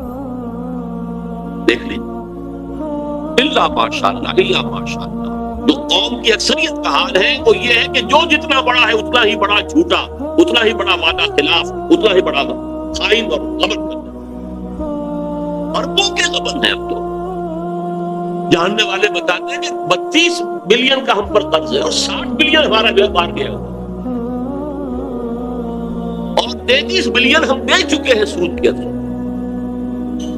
لیکن وہ کھڑا ہوا ہے قرض۔ اخلاق کا دیوانہ نکل گیا۔ دوسری حدیث میں عبداللہ ابن عمرو بن العاص سے ہے، وہ بھی متفق علیہ، حضور نے فرمایا 4 چیزیں ایسی ہیں جو کسی میں ہے تو کٹ منافقاً خالصاً، خالص منافق ہے، اور اگر ان میں سے ایک ہے تو وہ ایک حصہ جو ہے نفاق کا اس کے اندر موجود ہے، جب تک کہ وہ اسے اپنے آپ کو پاک نہ کر لے۔ 3 چیزیں وہی ہیں جو پہلی حدیث میں تھی۔ چوتھی یہ کہ وَإِذَا خَاصَمَ فَجَرَ، جب کہیں جھگڑا ہو جائے تو فوراً جو ہے تو تکار پر اور گالا گلوچ پر اتر آئے، آپے سے باہر۔ دیکھ لیجیے، یارڈ سٹک لے لیجیے آپ کے معاشرے کو ناپ لیجیے۔ میں بڑے دکھی دل کے ساتھ کہہ رہا ہوں، اس وقت روئے ارضی کی سب سے بڑی منافق قوم مسلمانوں نے پاکستان، یہ شکل کہیں دنیا میں نظر نہیں آئی۔ تیسری منافقت کا جو سب سے بڑا ہمارا ہے، کسی ملک کا سب سے سیکریٹ ڈاکومنٹ ہوتا ہے دستور، اور ہمارا دستور منافقت کا پلندہ، پورا اسلام اس میں موجود ہے، قرارداد مقاصد موجود ہے، یہ دفعہ موجود ہے 227 کے، یہاں کوئی کتاب و سنت کے خلاف قانون سازی نہیں ہو سکتی، کوئی منافی قانون رہ نہیں سکتا، لیکن اس کو باندھ دیا ہے آئیڈیالوجی کونسل کے ساتھ، وہ اس کے اوپر رپورٹیں دیتی رہے گی۔ رپورٹوں کا کیا حشر ہوگا؟ خالی چپ۔ ضیاء الحق نے بنایا فیڈرل شریعت کورٹ کہ جو بھی یہ عدالت فیصلہ کر دے گی کہ یہ قانون خلاف کتاب و سنت ہے، متناقض ہو جائے گا، لیکن اسے ہتھکڑیاں پہنا دی، بیڑیاں پہنا دی، دستور تمہارے دائرے سے خارج، اور جو عدالتی قوانین ہے، پروسیجرل لا، وہ تمہارے دائرے سے خارج۔ پرسنل لا مسلم، فیملی لاز تمہارے دائرے سے خارج، مالی قوانین بھی 10 سال کے لیے خارج۔ وہ 10 سال کی ہتھ کڑی کھلی تھی تو فیڈرل شریعت کورٹ نے سود کے بارے میں، بینک انٹرسٹ کے بارے میں فیصلہ دیا تھا، لیکن اس کو بھی آج کتنے سال ہو گئے؟ تاخیر، تعویق، جھوٹے وعدے۔ میرے سامنے بیٹھ کر کہا تھا میاں محمد شریف نے 6 مہینے کے اندر ختم کرو سود کو، اور یہ دونوں بھائی جو ہے شہباز شریف اور نواز شریف کہہ کر کہتے ہیں 1 سال کے اندر اندر ختم کر دیں گے، وہ 2.5 سال ہو چکے ہیں، اور ابھی تک وہ فیڈرل شریعت جو سپریم کورٹ کی ایپیلیٹ بینچ سے اس کا فیصلہ نہیں آیا۔ پتہ نہیں کیا شکل ہے، آیا ہے کہ نہیں آیا ہے، اور اگر نہیں آیا ہے 1 مہینے کے اندر اندر اسے آنا چاہیے تھا عدالت کے کھلنے کے بعد، تو کہیں ایسا ہی نہ ہو کہ اصل لا ہیئرنگ شروع ہو جائے۔ بہرحال یہ ہے ہماری منافقت کے 3 پہلو جو میں نے آپ کے سامنے گنوائے، لیکن جیسا کہ میں نے عرض کیا تھا، جب تک سانس تب تک آس۔ راستہ کیا؟ ابھی ہمارے لیے مہلت ہے، جب تک اللہ تعالیٰ نے ہمیں مہلت دے رکھی۔ حالات اس تیزی کے ساتھ اس ریجن کے بدل رہے ہیں، سب کے سامنے۔ امریکہ فیصلہ کن طور پر اب بھارت کی پشت پر ہے، ہم سے اسے کوئی سروکار نہیں رہا، سوائے ڈانٹنے کے، ڈپٹنے کے۔ کبھی اپوزیشن کو ڈانٹ آ گئی، کبھی حکومت کو ڈانٹ آ گئی، کبھی کسی اور کو ڈانٹ آ گئی، ڈانٹیں آ گئی، جھڑکیاں آ گئی، دھمکیاں آ گئی، اس کے سوا ہمارے ساتھ کوئی سروکار نہیں۔ ابھی جو وہاں ملاقاتیں ہوئی ہیں فارن منسٹرز کے ساتھ، تو میڈلن البرائٹ کا جو رویہ تھا ہندوستان کے وزیر خارجہ کے ساتھ اور جو ہمارے وزیر خارجہ کے ساتھ، زمین و آسمان کا تھا۔ ان کو کاؤنسلنگ ہو رہی ہے، ان کے لیے جو ہے۔ پھر یہ آج کی جو خبر ہے وہ یہ ہے کہ اب زیادہ مضبوط حکومت بی جے پی کی بن سکے گی۔ تقریباً جو ریزلٹس جو ہیں جو آئے ہیں، اب ان کی پوزیشن ایسی ہو گئی ہے کہ شاید انہیں، خیر وہ ایبسولوٹ میجورٹی بی جے پی کی تو نہیں، اس کے الائنس کے ساتھ جو ہے، لیکن بہت مستحکم حکومت ہو گئی، وہ اتنی باریک، وہ اتنی کمزور حکومت نہیں۔ اور بی جے پی کے عزائم جب تک ابھی وہ کچھ اپنے الائنس کے لیے ساتھ بندھی ہوئی ہے، ایبسولوٹ میجورٹی اسے نہیں ملی ہے، تب تک تو اس نے کچھ چیزوں کو ابھی روک لیا ہے۔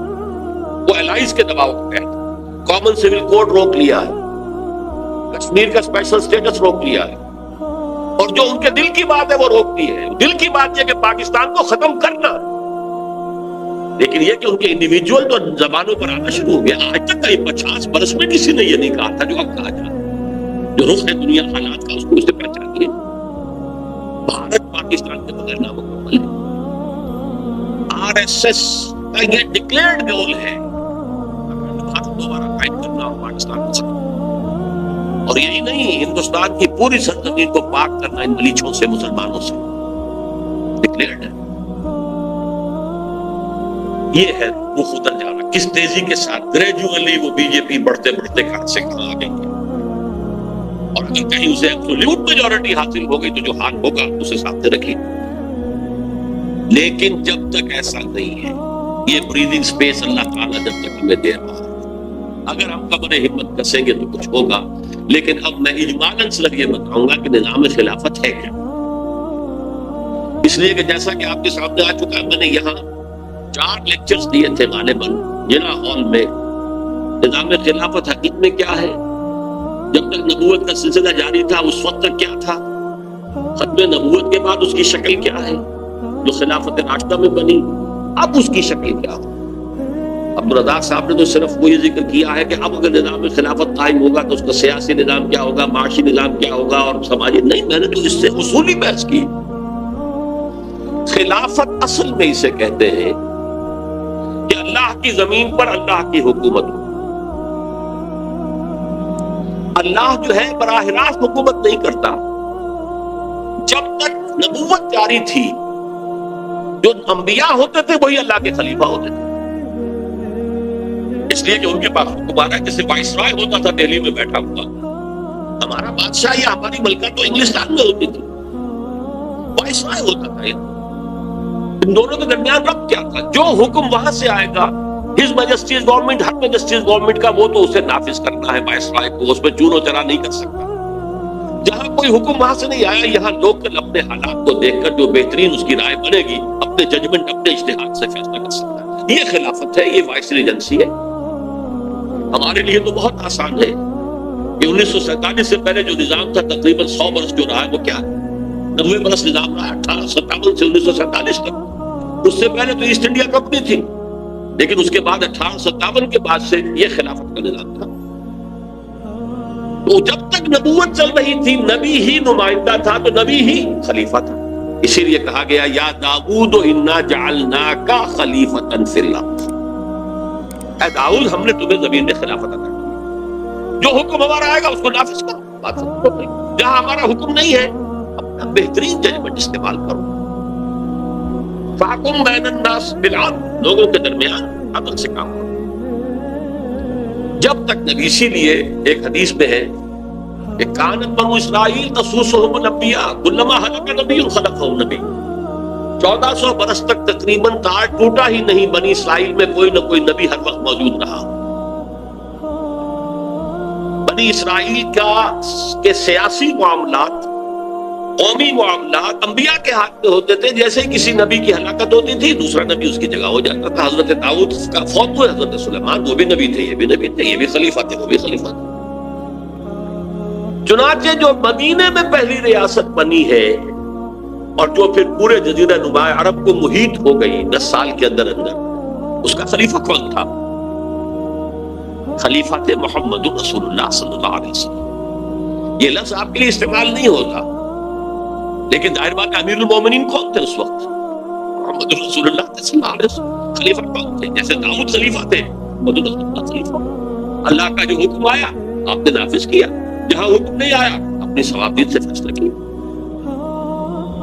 البتہ جب حضور پر نبوت ختم ہو گئی،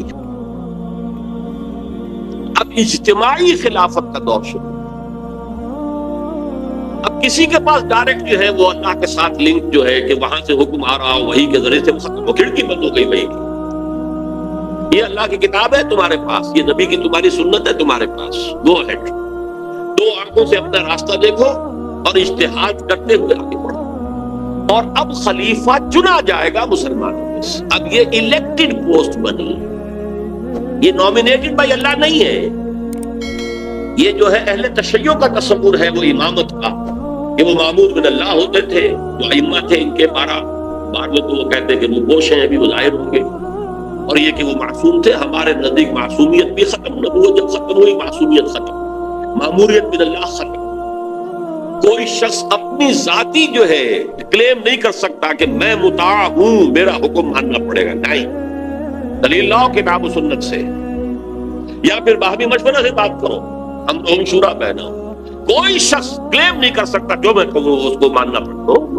یہ ابو بکر کا بھی مقام نہیں تھا، عمر کا بھی نہیں تھا، کسی اور کا کیا ہوگا تھا، دیگرا چہرہ سچ. اس کو کہا ہے حضرت عمر نے امر المسلمین. یہ بہت ایک اہم واقعہ ہے سیرت فاروقی کا. آخری سال تھا ان کا دور خلافت کا، حج پر تھے، لوگ بہت جمع تھے. حضرت عبد الرحمن ابن عوف نے کچھ چیز میں کوئی سنی، حضرت عمر کے پاس آئے رضی اللہ تعالیٰ عنہ کہ میں امیر المومنین، میں لوگوں کی کچھ چیز میں کوئی سن رہا ہوں. وہ یہ کہہ رہے ہیں کہ جیسے ہی عمر کی آنکھ بند ہوگی ہم بغیر مسلمانوں کو مشورے کی مہلت دیے ہوئے فلاں شخص کے ہاتھ پر فوراً بیعت کر لیں گے، ٹائم دیں گے ہی نہیں. اب اس میں یہ ذکر نہیں ہے کس کے لیے تھا. حضرت عمر نے کہا اچھا تو ابھی اعلان کرو، لوگوں کو جمع کرو، تو میں ابھی خطبہ دوں گا. فَمُحَذِّرُهُمْ هَؤُلَاءِ الرَّعَدْ الَّذِينَ يُرِيدُونَ أَن يَخْسَبُوا أَمْرَ الْمُسْلِمِينَ. جمع کرو لوگوں کو تاکہ میں وارن کروں ان لوگوں کی سازش کے خلاف کہ جو مسلمانوں کے معاملے کو قسم کرنا چاہتے ہیں. یہ تو مسلمانوں کا فیصلہ ہوگا کہ وہ مشورے سے طے کریں گے کون ہو. یہ تو گویا کہ امر المسلمین کو قسم کرنے، غاصبانہ قبضہ کرنے کی اگر یہ خیال ہے کہ اچانک ایک شخص یہاں پر بیعت کر لیں گے. تو انہوں نے یہ پھر مشورہ دیا کہ امیر المومنین یہ موسم میں حج ہے، ہر طرح کا آدمی آیا ہوا ہے، ہر کونے سے آیا ہوا ہے. خامخواہ یہاں کوئی کنٹروورسی شروع ہو گئی تو کوئی اس کے برے نتائج نکل سکتے ہیں. آپ مدینہ منورہ جا کر یہ کام کیجئے. انہوں نے مان لیا. مدینہ جا کر پہلا کام یہ کیا ہے کہ خطبہ دیا اور اس میں تفصیل سے کہا کہ یہ امر المسلمین ہے. اگر من بايع اميرا عن غیر مشورۃ المسلمین فلا بیعۃ له. اگر مسلمانوں کی باہمی مشاورت کے بغیر کسی کے ہاتھ پر بیعت ہو گئی تو وہ بیعت جو ہے نل اینڈ وائڈ. تو گویا کہ خلافت راشدہ میں اب آ کر وہ شخصی خلافت اجتماعی خلافت میں، یا ہمارے دور کے ایک بہت بڑے مفکر نے اس کو اصل میں جدید جو نظریہ ہے ڈیموکریسی کا اس کے ساتھ پیرلل لانے کے لیے اصطلاح استعمال کی ہے کہ ڈیموکریسی میں کیا ہے، سوورنٹی، یعنی یہ کہ پاپولر سوورنٹی کی بنیاد پر ہے۔ تو خلافت کیا ہے؟ پاپولر وائس ریجنسی ہے، پاپولر وائس ریجنسی، لیکن مجھے اختلاف ہے، اس لیے کہ پاپولر وائس ریجنسی اور پاپولر سوورنٹی کے اندر یہ آئے گا کہ ہندو مسلم کوئی بھی ہو، غیر مسلم و مسلمانوں سب کی رائے کو اس میں دخل ہوگا، نہیں، یہ نہیں، یہ امر المسلمین ہے۔ خلافت صرف مسلمانوں کا حق ہے جو اللہ کو حاکم مطلق مان کر اس کے سامنے خود اپنی انڈیویجول اختیار کو بھی اس کے قدموں میں ڈال چکے ہیں۔ سپردم میں تو مایا خیش رات و دانی ہم حساب کم و بیش رات، ان کا حق ہے کہ خلافت انہیں ملے۔ یہ خلافت المسلمین ہے، یہ پاپولر اس معنی میں نہیں ہے کہ کسی ملک کے اندر رہنے والے ہندو ہو، مسلمان ہو، سکھ ہو، پارسی ہو، عیسائی ہو، وہ سب کے سب جو ہے خلافت کہتے ہیں۔ پاپولر سوورنٹی سے یہ معاملہ مختلف ہے۔ تو یہ ہے vice regency of the Muslims. چنانچہ یہ میں آپ سے عرض کر دوں، میں بہت مختصر کر رہا ہوں بات کو۔ میرے پاس آئے تھے یہاں امریکن کونسلیٹ جو ہے اس کے پولیٹیکل آفیسر جیمز ایف کول، یہ ذرا دو سال پرانی بات ہے، کیونکہ میرے بیانات خلافت کے بارے میں آ رہے تھے اخبارات میں، تو وہ آئے کہ میں سمجھنا چاہتا ہوں خلافت کا نظام کیا ہے، آپ کی مراد کیا ہے۔ تو میں نے ایک تو اس وجہ سے بھی کہ ان کے لیے معاملہ آسان ہو جائے، اور دوسری وجہ بھی تھی، وہ بھی میں بعد میں آپ کو بتا دوں گا۔ میں نے ان سے کہا دیکھیے آپ اپنے ملک کا دستور لے لیجئے امریکہ، اس میں 3 چیزیں شامل کر دیجئے، وہ آج کی دنیا کا بہترین خلافت کا نظام بن جائے گا، وہ چوکا۔ میں نے کہا دیکھیے وہ 3 چیزیں کیا ہے۔ پہلی چیز کہ یہاں سوورنٹی گاڈ کی ہے، ماسس کی نہیں ہے۔ نمبر 2،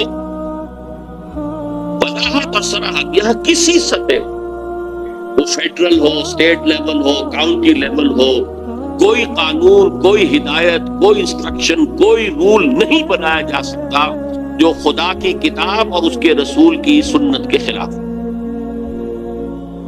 دوسری بات یہ طے کر دیجیے، اور یہ بات کہ آیا کوئی شے کتاب و سنت کے خلاف ہے یا نہیں، یہ جیسے آپ کے ہاں ہوتا ہے دستور کی پروویژن میں، اگر کہیں کوئی شہری یہ سمجھتا ہے کہ خلاف ورزی ہوئی ہے تو ویئر ڈز ہی گو؟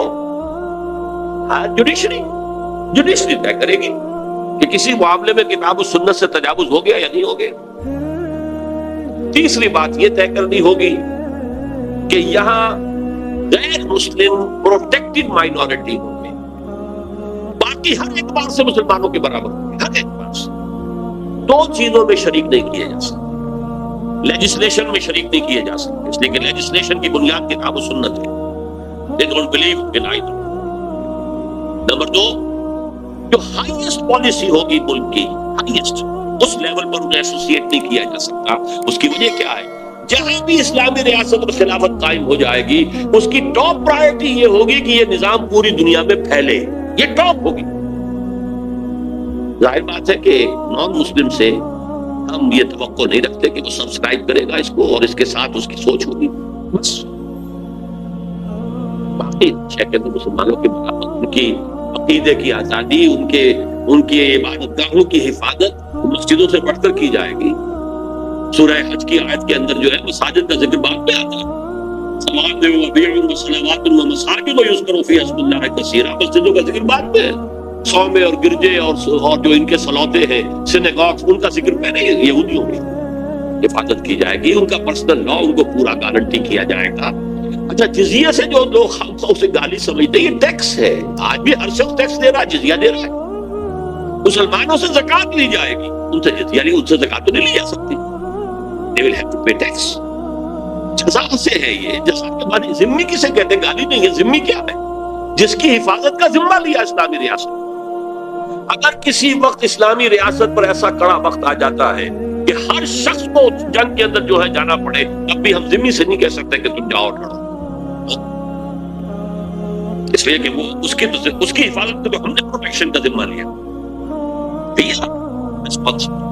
جیسے کہ حضرت خالد بن ولید نے رضی اللہ تعالیٰ عنہ شام میں ایک شہر فتح کیا، وہاں کے لوگوں سے جزیہ کلیکٹ کر لیا، وہاں سے آگے بڑھ گئے، لیکن بعد میں محسوس ہوا کہ رومی افواج دو طرف سے گھیرے میں لے رہی ہیں، اسپائی اختیار کرنی پڑی، وہ شہر بھی چھوڑنا پڑا، وہ ساری رقم جو جزیہ کی کلیکٹ کی تھی وہاں سے وہ ان کو واپس کر دی کہ آپ کی حفاظت کا ذمہ ہم نے لیا تھا، اس کا یہ بدل تھا، ہم اس پوزیشن میں نہیں ہیں، ہمیں اس وقت جانا پڑ رہا ہے پیچھے، یہ جزیہ دے دو۔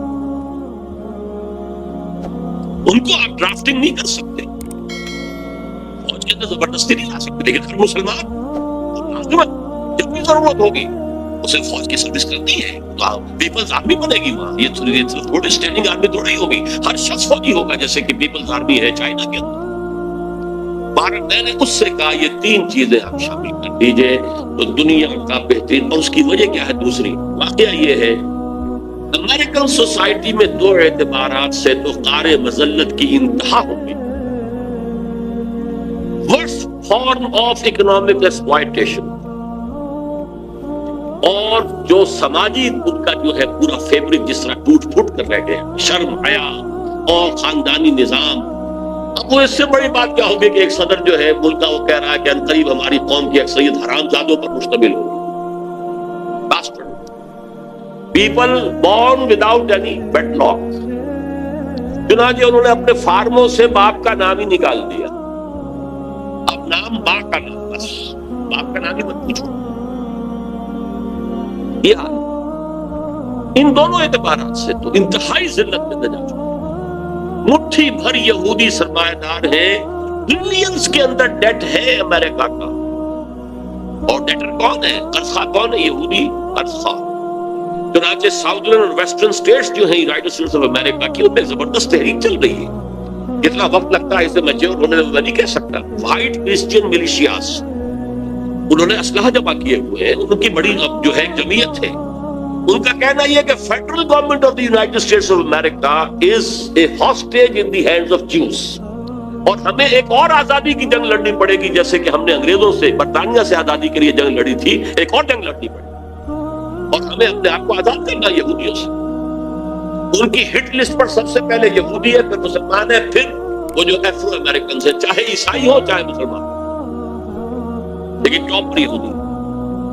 بہت انہی میں سے ایک شخص تھا جس نے کہ اوکلاہوما کی جو تھی فیڈرل بلڈنگ جو ہے اڑائی، فیڈرل، اس لیے کہ فیڈرل گورنمنٹ سے اس شدید نفرت ہے کہ it's a hostage in the hands of the Jews. اور ان کا یہ 1913 کے بعد سے عجیب ہے، ایک ایسا ملک ہے کہ جو اپنی کرنسی کنٹرول نہیں کر سکتا۔ The issue of dollar, control of dollar is the hand of the banks.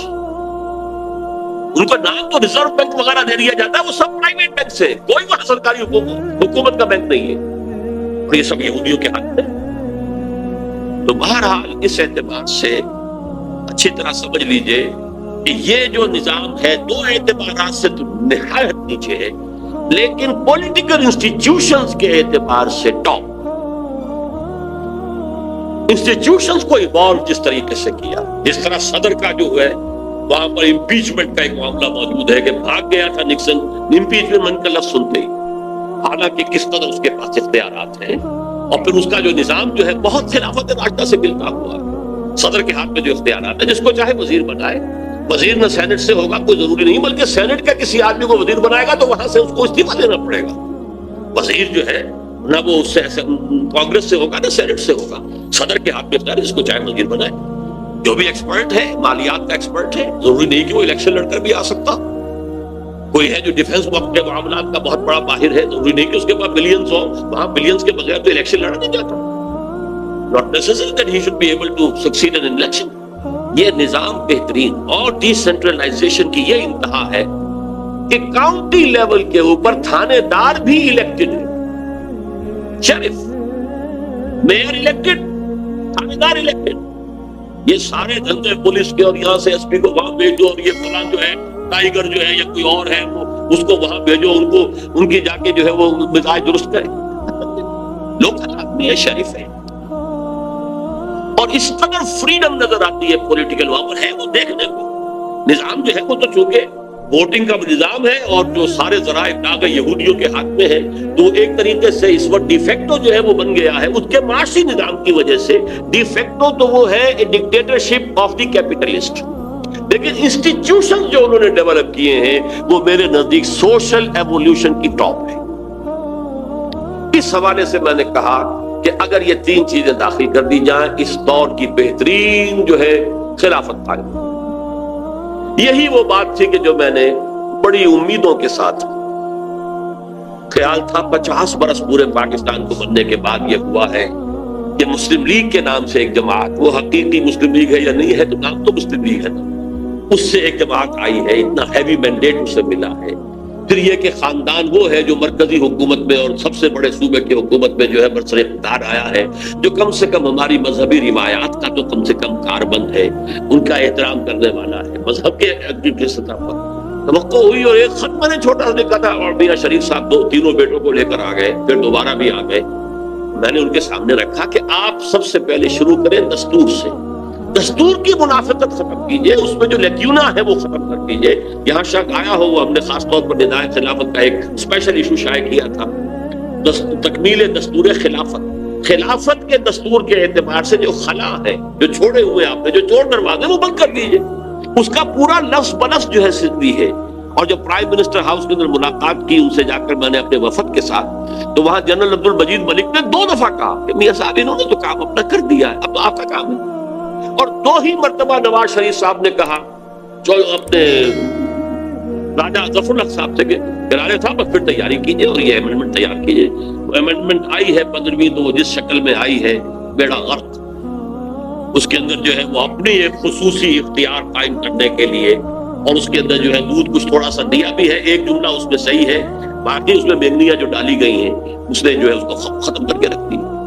یہ حال جو ہے، اور یہ وہ اسی منافقت کی بات، وعدے اور وعدہ خلافی۔ کتنے اونچے لیول کا آدمی جو ہے کسی ملک کے اندر اگر وہ یہ کرتا، بہرحال خلافت کیا ہے اس پہ تو میں اس سے زیادہ اب نہیں جاؤں گا۔ معاشی نظام، سماجی نظام، چونکہ آج خاص طور پہ اعلان کر دیا ہے عبدالرزاق صاحب نے کہ 50% پر وہ کتاب آپ کو مل جائے، اس کتاب کو پڑھیے۔ اصلاً خلافت کیا ہے، جب تک نبوت جاری تھی وہ کیا تھی، خلافت راشدہ میں کیا تھی، اور اب کیا ہوگی، اس میں کیا فرق ہوگا۔ ایکسٹیکٹ خلافت راشدہ دوبارہ نہیں آ سکتی۔ خلافت راشدہ زمینہ تھا دور نبوت کا، جتنا تزکیہ محمد رسول اللہ نے کر دیا تھا صلی اللہ علیہ وسلم لوگوں کا، آج تو توقع نہیں کرتے۔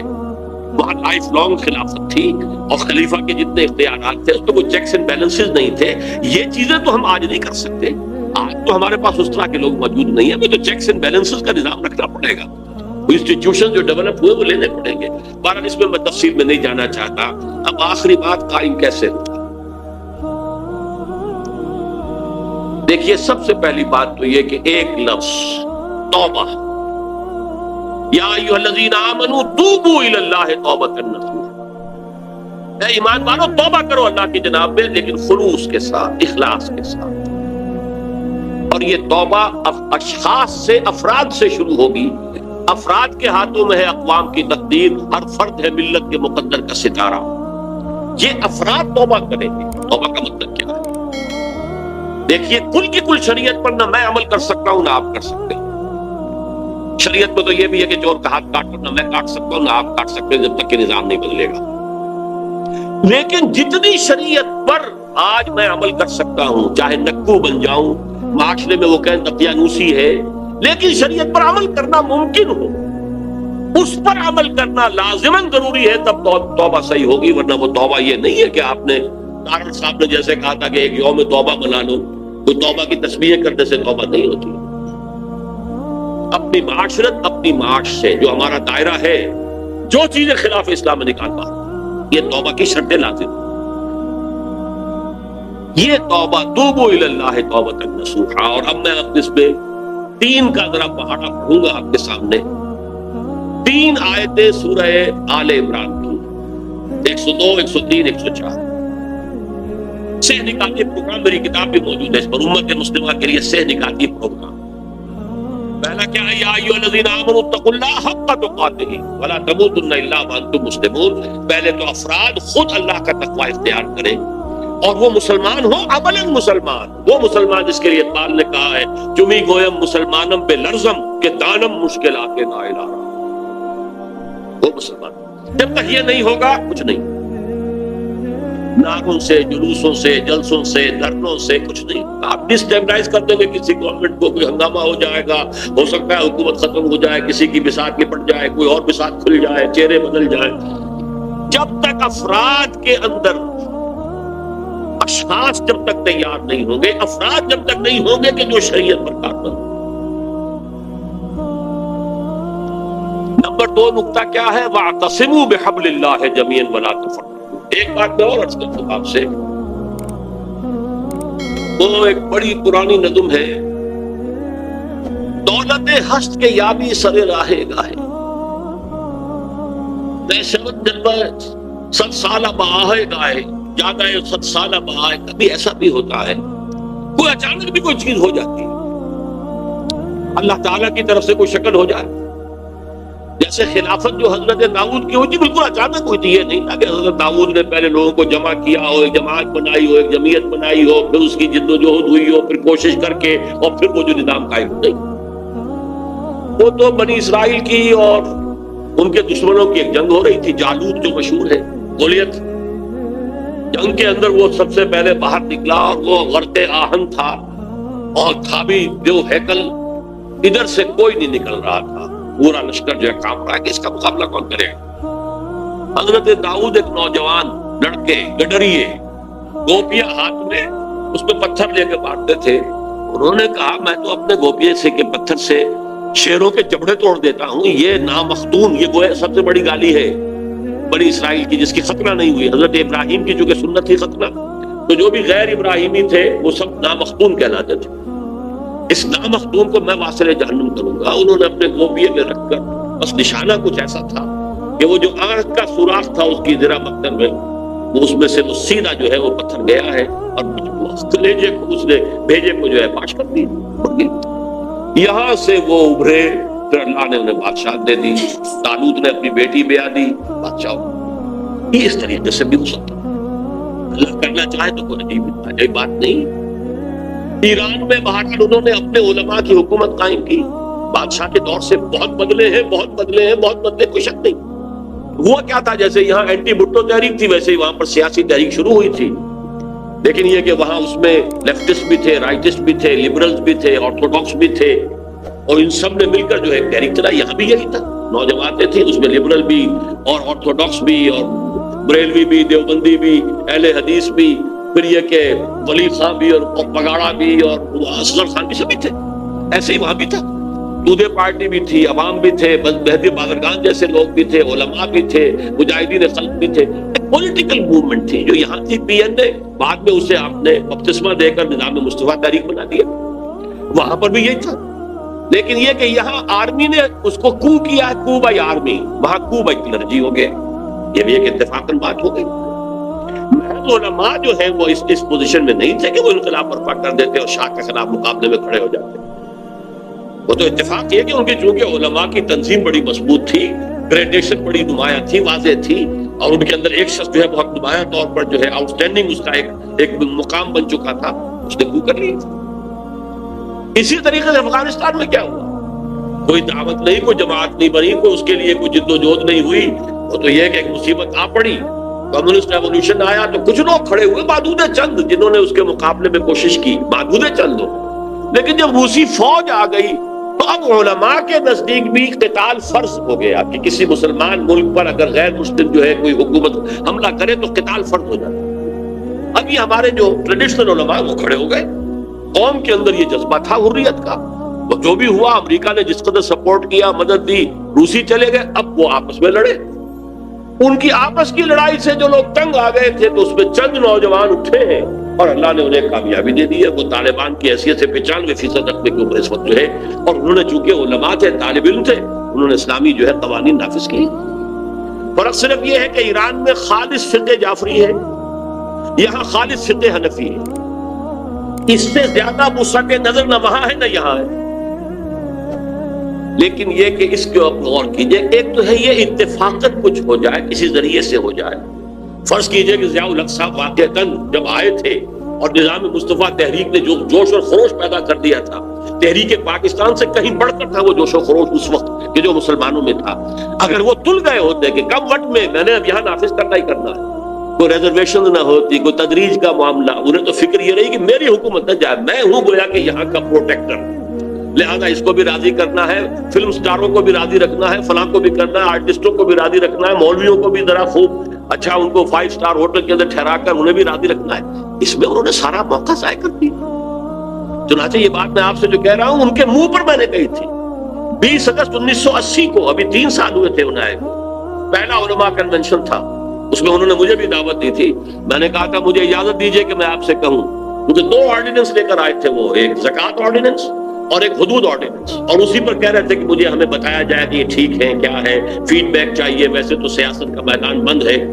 میں نے کہا سب سے پہلی بات جو میں کہنا چاہوں گا, مجھے اجازت دیجئے کہ آپ نے نظام مصطفیٰ تحریک کی ساری سٹیم آؤٹ کر دی, 3 سال گزار دیے آپ. جو اصل وقت تھا کام کرنے کا وہ آپ نے جو ہے گزار دیا, وہ تو سٹیم ہی نکل گئی ہے. اب آپ کی چیزیں جو ہے اس کی مخالفت میں لوگ کھڑے ہو جائے, اور ہو گئے. اہل تشیع نے 50,000 نے جا کے گھیراؤ ڈال لیا, اور یہ کہ ہم زکوٰۃ نہیں دیں گے, زکوٰۃ سے ایگزم کیے جائیں. شیعہ سنی کا فرق ڈال دیا, بے شمار سنیوں کو شیعہ بننے کا جو ہے راستہ کھول دیا. بہرحال اگر ہوتا یہ کہ واقعتاً ان کے اندر وہ ارادہ ہوتا کہ چاہے میں رہوں نہ رہوں اسلام تو آئے گا, ہو سکتا, لیکن یہ چیزیں وہ نہیں ہے کہ جس سے ہم پلان کر سکیں. پلاننگ کے لیے ہمیں سیرت النبی کی طرف روشنی جو ہے وہ اپنی نگاہ کرنی. حضور نے کیسے کیا صلی اللہ علیہ وسلم, جیسے کہ حضرت امام مالک نے فرمایا, یہ میری احادیث آپ کو اس کتاب میں مل جائے گی. ان کا قول لا يصلح آخر هذه الامة الا بما صلح به اولها, اس امت کے آخری حصے کی اصلاح نہیں ہو سکتی مگر اسی طریقے سے جس سے پہلے حصے کی اصلاح ہوئی تھی. آخری حصہ اس حدیث کی روح سے جو میں آپ کو بتا چکا ہوں, خلافت علی منہاج النبوہ. پہلا حصہ وہ بھی خلافت علی منہاج النبوہ, جیسے وہ قائم ہوئی تھی ویسے ہی اب قائم. وہ طریقہ ہے یہ کہ سب سے پہلے افراد جن میں ایمان اتنا گہرا ہو جائے کہ وہ شریعت جس پر بھی وہ عمل کر سکتے ہو, سودی کاروبار ہے ختم کریں. اگر وہ پراٹھے نہیں کھا سکتے, 2 وقت روٹی نہیں کھا سکتے, 1 وقت روٹی کھا, ٹھیک ہے. صحابہ سے بھی کہا تھا اللہ نے کہ وَلَنَبْلُوَنَّكُمْ بِشَيْءٍ مِّنَ الْخَوْفِ وَالْجُوعِ وَنَقْصٍ مِّنَ الْأَمْوَالِ وَالْأَنفُسِ وَالثَّمَرَاتِ. یہ تو امتحان لینے ہیں اللہ. پہلا کام ہے یا ایھا الذین آمنوا اتقوا اللہ حق تقاتہ ولا تموتن الا وانتم مسلمون. دوسرا کام واعتصموا بحبل اللہ جميعا ولا تفرقوا. اب ایک جمعیت, جماعت, تنظیم, اس کے لیے جمع ہو جاؤ. حبل اللہ یہاں آیا ہے, اور حبل اللہ سے مراد وہ حدیث میں نے شروع میں آپ کو سنائی تھی, ہوا حبل اللہ المتین, قرآن مجید. لیکن یہی لفظ آیا ہے یہود کے تذکرے میں, ضربت علیہم الذلۃ اینما ثقفوا الا بحبل من اللہ وحبل من الناس. لوگوں کے ساتھ بھی ایک حبل ہو سکتی ہے اور ایک اللہ کے ساتھ حبل ہے. اللہ کے ساتھ حبل اللہ کی کتاب ہے, لوگوں کے ساتھ حبل اپنے میں سے کسی کے ہاتھ پر بیعت کرو اور اپنے آپ کو اس کے ساتھ اس رشتے کے اندر استوار کر دو, جوڑ دو, یہ جو تم کہو گے کریں گے. آج اس کی شکل ہمارے پڑوس کے اندر افغانستان میں موجود ہے. ایران میں ڈائیکوٹمی ہے, ایک صدر بھی بیٹھا ہوا تو ایک وہ جو ہے وہ ان کا جو عالم ہے وہ اس کا نگران بھی موجود. یہ ان کے درمیان کیا بیلنس ہو, جب میں گیا تھا 2 سال ہوئے ہیں, ان کے درمیان یہ مسئلہ چل رہا تھا کہ کیا بیلنس آف پاور تو ان میں ہو نہیں سکتا. جیسے ہمارے یہاں صدر اور وزیر اعظم کے درمیان کیا بیلنس ہوگا, یا درشنی پہلوان ہو جائے گا جیسے آج کل کے ہمارے صدر صاحب ہیں, اور یا یہ ہے کہ پھر وہ صدر وہ ہوگا کہ جو جس وزیر اعظم کو چاہے کان سے مروڑے اور نکال. لیکن یہ کہ توحید امیر ایک امیر المومنین ہے, اس سے بیعت ہے سب کی, جس کو حکم دے, جس کمانڈر کو ہٹائے, جس کو جو وہاں پہ لگائے, اس کا اختیار ہے. آنے واحد یہی نظام جماعت جب تک نہیں ہوگا وہ ہم کامیابی کی طرف آگے نہیں بڑھ سکتے. تیسرا کام کیا ہوگا وہ اگلی آیت میں ہے, وَلْتَكُن مِّنكُمْ أُمَّةٌ يَدْعُونَ إِلَى الْخَيْرِ وَيَأْمُرُونَ بِالْمَعْرُوفِ وَيَنْهَوْنَ عَنِ الْمُنكَرِ وَأُولَٰئِكَ هُمُ الْمُفْلِحُونَ. تم سے اب ایک ایسی جمعیت وجود میں آ جانی چاہیے جو 3 کام کرے. میں نے کہا تھا 3 کا پہاڑا پڑھوں گا. پہلے تو 3 آیتیں ہوئیں, ایک تو پہلے خود اسلام پر عمل پیرا ہو, پھر ایک شخص کے ساتھ بیعت کر کے ایک جمعیت بنو. نمبر 3 اس میں 3 چیزیں ہیں. نمبر 3 میں تم سے ایک ایسی جمعیت وجود میں آنی چاہیے جو صرف 3 کام کرے. الیکشن کا اس پر ذکر نہیں ہے, پاور پالیٹکس کا نہیں ہے.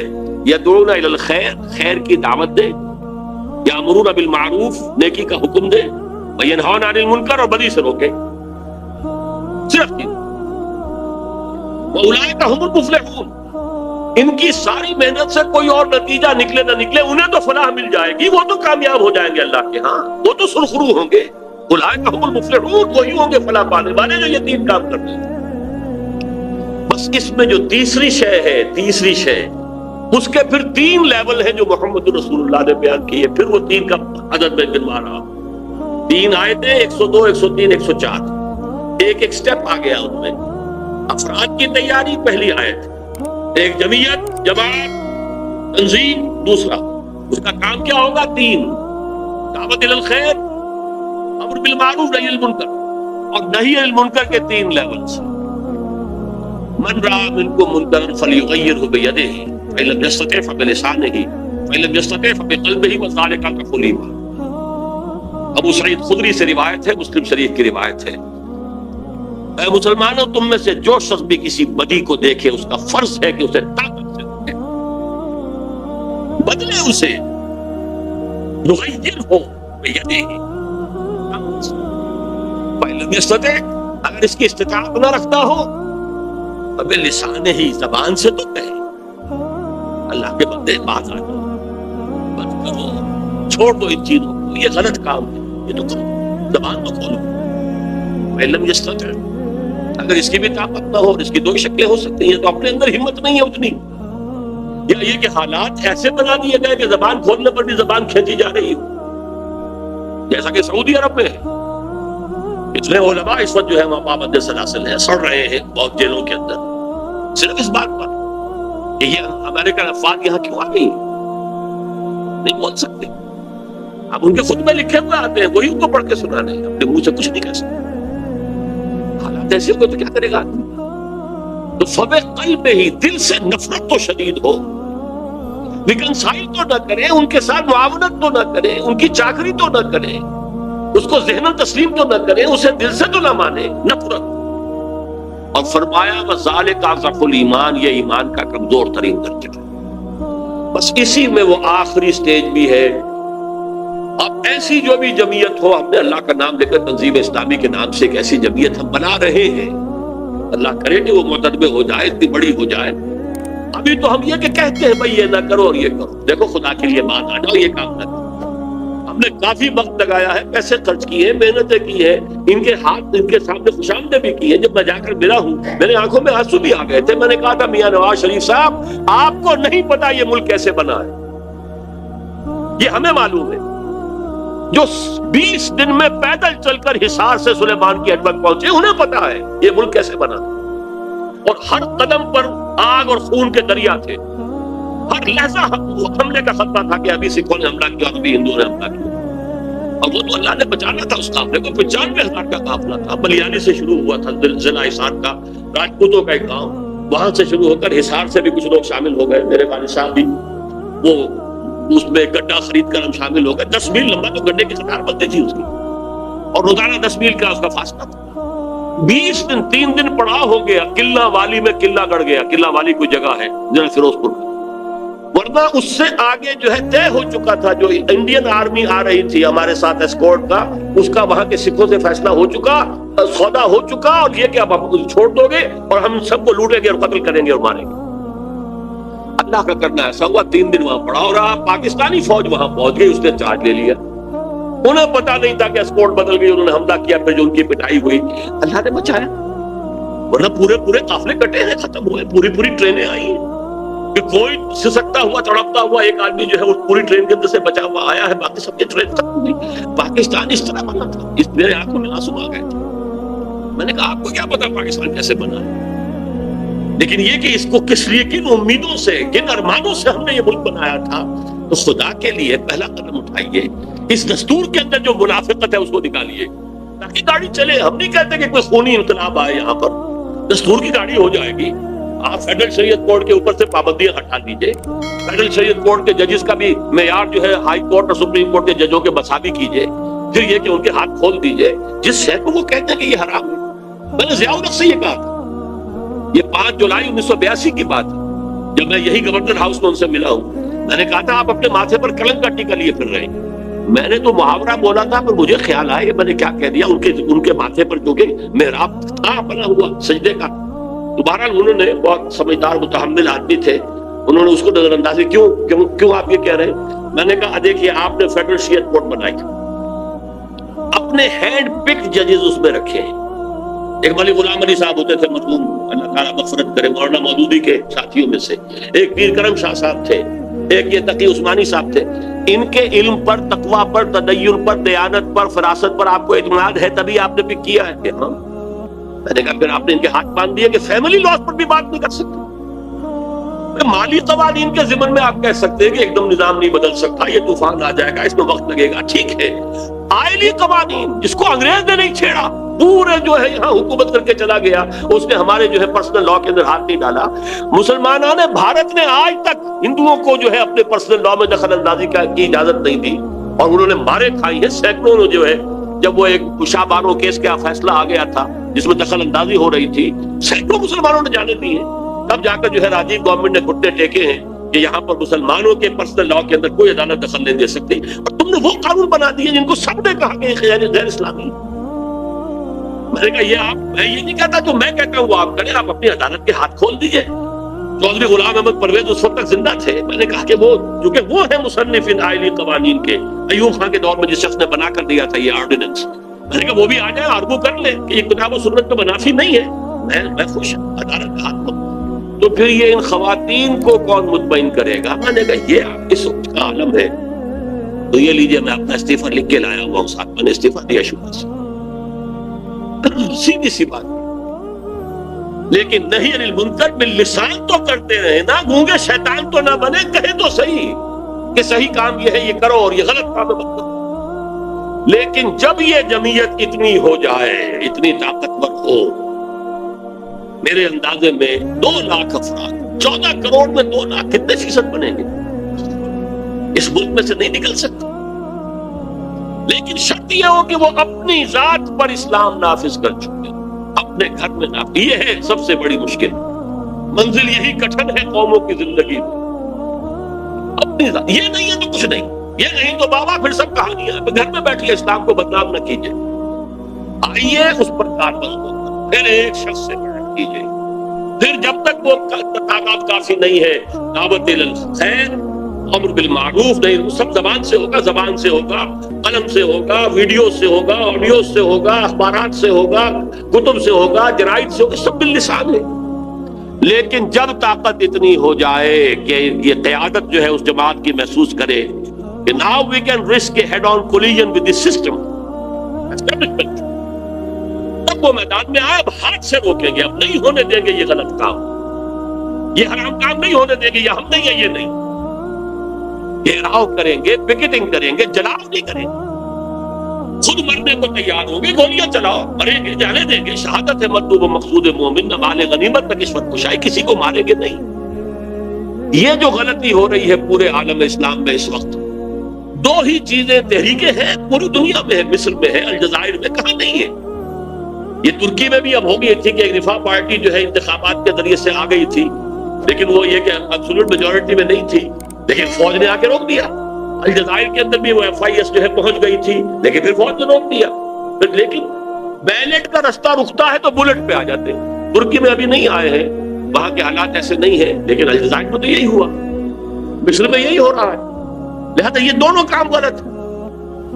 پرامن مظاہرہ، پرامن گھیراؤ اور پکیٹنگ، جیسے کہ شیعوں نے کر کے دکھا دی، اسلام آباد کا جو ہے گھیراؤ کیا سیکرٹریٹ کا، 50,000 نے مارو گولیاں چلاؤ ہمیں، ہم جتنی جب بات دو، لیکن ہم نہیں اٹھیں گے۔ اور وہ چیف مارشل ایڈمنسٹریٹر کی ناک رگڑی گئی جب اس نے یہ انڈرٹیکنگ دی کہ ہاں میں تمہیں ایگزمپٹ کر دوں گا، تب اٹھے وہاں سے۔ یہ کام ہے جو کرنے کا ہے۔ اسی طرح کی ان آرمڈ ریوولٹ کر کے ایرانیوں نے بادشاہ کو بھاگنے پر مجبور کیا ہے۔ اسی کی مثال ہمارے یہاں آ گئی تھی، بھٹو نے کہا تھا میری کرسی بہت مضبوط ہے، لیکن جب بریگیڈیئر محمد اشرف گوندل نے یہاں ہی ٹک دی لیڈ، جس نے انکار کیا کہ نو مور فائرنگ، نو مور شوٹنگ، ہم نہیں ماریں گے، اب go and have a political settlement. اس لیے کہ کون لوگ ہیں یہ؟ اور ان کے جھٹکے ہماری اپنی قوم کے لوگ ہیں، نوجوان ہیں، ہمارے ہیں، ہم انہیں کب تک ماریں گے؟ لہٰذا فوج نے جب ہاتھ اٹھا دیے تب اس نے بھٹو نے بلایا تھا، پھر گفتگو ہوئی تھی، وہ تو یہ کہ ایئر مارشل صاحب جو ایئر مارشل جو تھے وہ علیحدہ کھڑے رہ گئے، ورنہ بہت عمدہ سیٹلمنٹ جو ہے وہ ہو سکتا ہے۔ بہرحال یہ ہے وہ راستہ کہ جس کو اختیار کر سکتے ہیں، پلان کر سکتے ہیں، بیان کر سکتے ہیں، ڈنکے کی چوٹ کہہ سکتے ہیں، کوئی ہمارے اوپر اعتراض نہیں کر سکتا کہ ہم یہ کام کرنا چاہتے ہیں، یہ ہمارا دستوری حق ہے، ہم کسی کو ماریں گے نہیں، ہم کسی کو جلائیں گے نہیں، ہم کہیں توڑ پھوڑ نہیں کریں گے، لیکن یہ بدی ہے، یہ بینک اب ہم نہیں چلنے دیں گے، یہ جاگیرداری نہیں چلنے دیں گے، یہ جو اخبارات نکلتے ہیں یہ 4 رنگی 5 رنگی تصویریں لے کر عورتوں کی اور ایکٹریس ہوگی، نہیں نکلنے دیں گے۔ ذرا سا گھیراؤ کیا تھا MQM نے جنگ کا کراچی میں، حال کیا ہو گیا تھا کہ وہ یہ تھا کہ یہ ہماری خبریں صحیح شاید نہیں کر رہا ہے، کئی دن جنگ نہیں نکلنے دیا، دفتر کا گھیراؤ کر کے پڑے ہوئے۔ اس کے بعد حال یہ ہو گیا کہ الطاف حسین کو چھینک بھی آئی تو خبر آ گئی فرنٹ پیج کے اوپر کہ آج الطاف صاحب کو چھینک آئی۔ یہ ہوتی ہے عوامی طاقت، لیکن یہ اسلام کو لانے کے لیے وہ عوامی طاقت درکار ہے جس کا نیوکلیس کم سے کم، جس کی ریڑھ کی ہڈی ان لوگوں پر مشتمل ہو۔ یا ایھا الذین آمنوا اتقوا اللہ حق تقاتہ ولا تموتن الا وانتم مسلمون۔ اب اس جدوجہد کے دوران میں اللہ کی نصرت غیبی کدھر سے آئے گی؟ آ سکتی ہے، کسی بھی طرف سے آئے گی۔ فضائے بدر پیدا کر فرشتے تیری نصرت کو اتر سکتے ہیں گردوں سے، قطار اندر قطار اپنی، وہ دروازہ بند نہیں ہوا، غیبی نصرت کا دروازہ کھلا ہوا ہے، لیکن یو ہیو ٹو کوالیفائی، اس کا مستحق بننا پڑے گا۔ یہ ہے طریقہ اس ملک میں خلافت کے نظام کے قیام کا۔ اللہ تعالیٰ مجھے بھی اس کی ہمت دے، آپ کو بھی ہمت دے، لیکن سب سے پہلے فرد کو بدلنا ہے، اپنے آپ کو بدلنا ہے، اپنی زندگی کے اندر انقلاب لانا ہے، توبہ کرنی ہے اللہ کی جناب میں جو توبۃ النصوح ہو۔ پھر ٹھیک ہے آپ جماعت تلاش کریے، اگر مجھ پر اعتماد نہیں ہے، جہاں جس جماعت کے ساتھ بھی آپ کو اس کے طریقہ کار کو دیکھیے، اس کی قیادت کو دیکھیے، لگ جائیے کسی نہ کسی جماعت کے ساتھ تاکہ وہ دین کی اقامت کی جد و جہد سے آپ فارغ نہ ہوں۔ اگر آپ کو ہماری ویڈیو اچھی لگی ہو تو ہمارے چینل کو سبسکرائب ضرور کریں۔ ڈاکٹر اسرار احمد رحمۃ اللہ علیہ کی وفات کے لیے سورہ فاتحہ پڑھ کر کامنٹ میں آمین لکھیں۔ شکریہ۔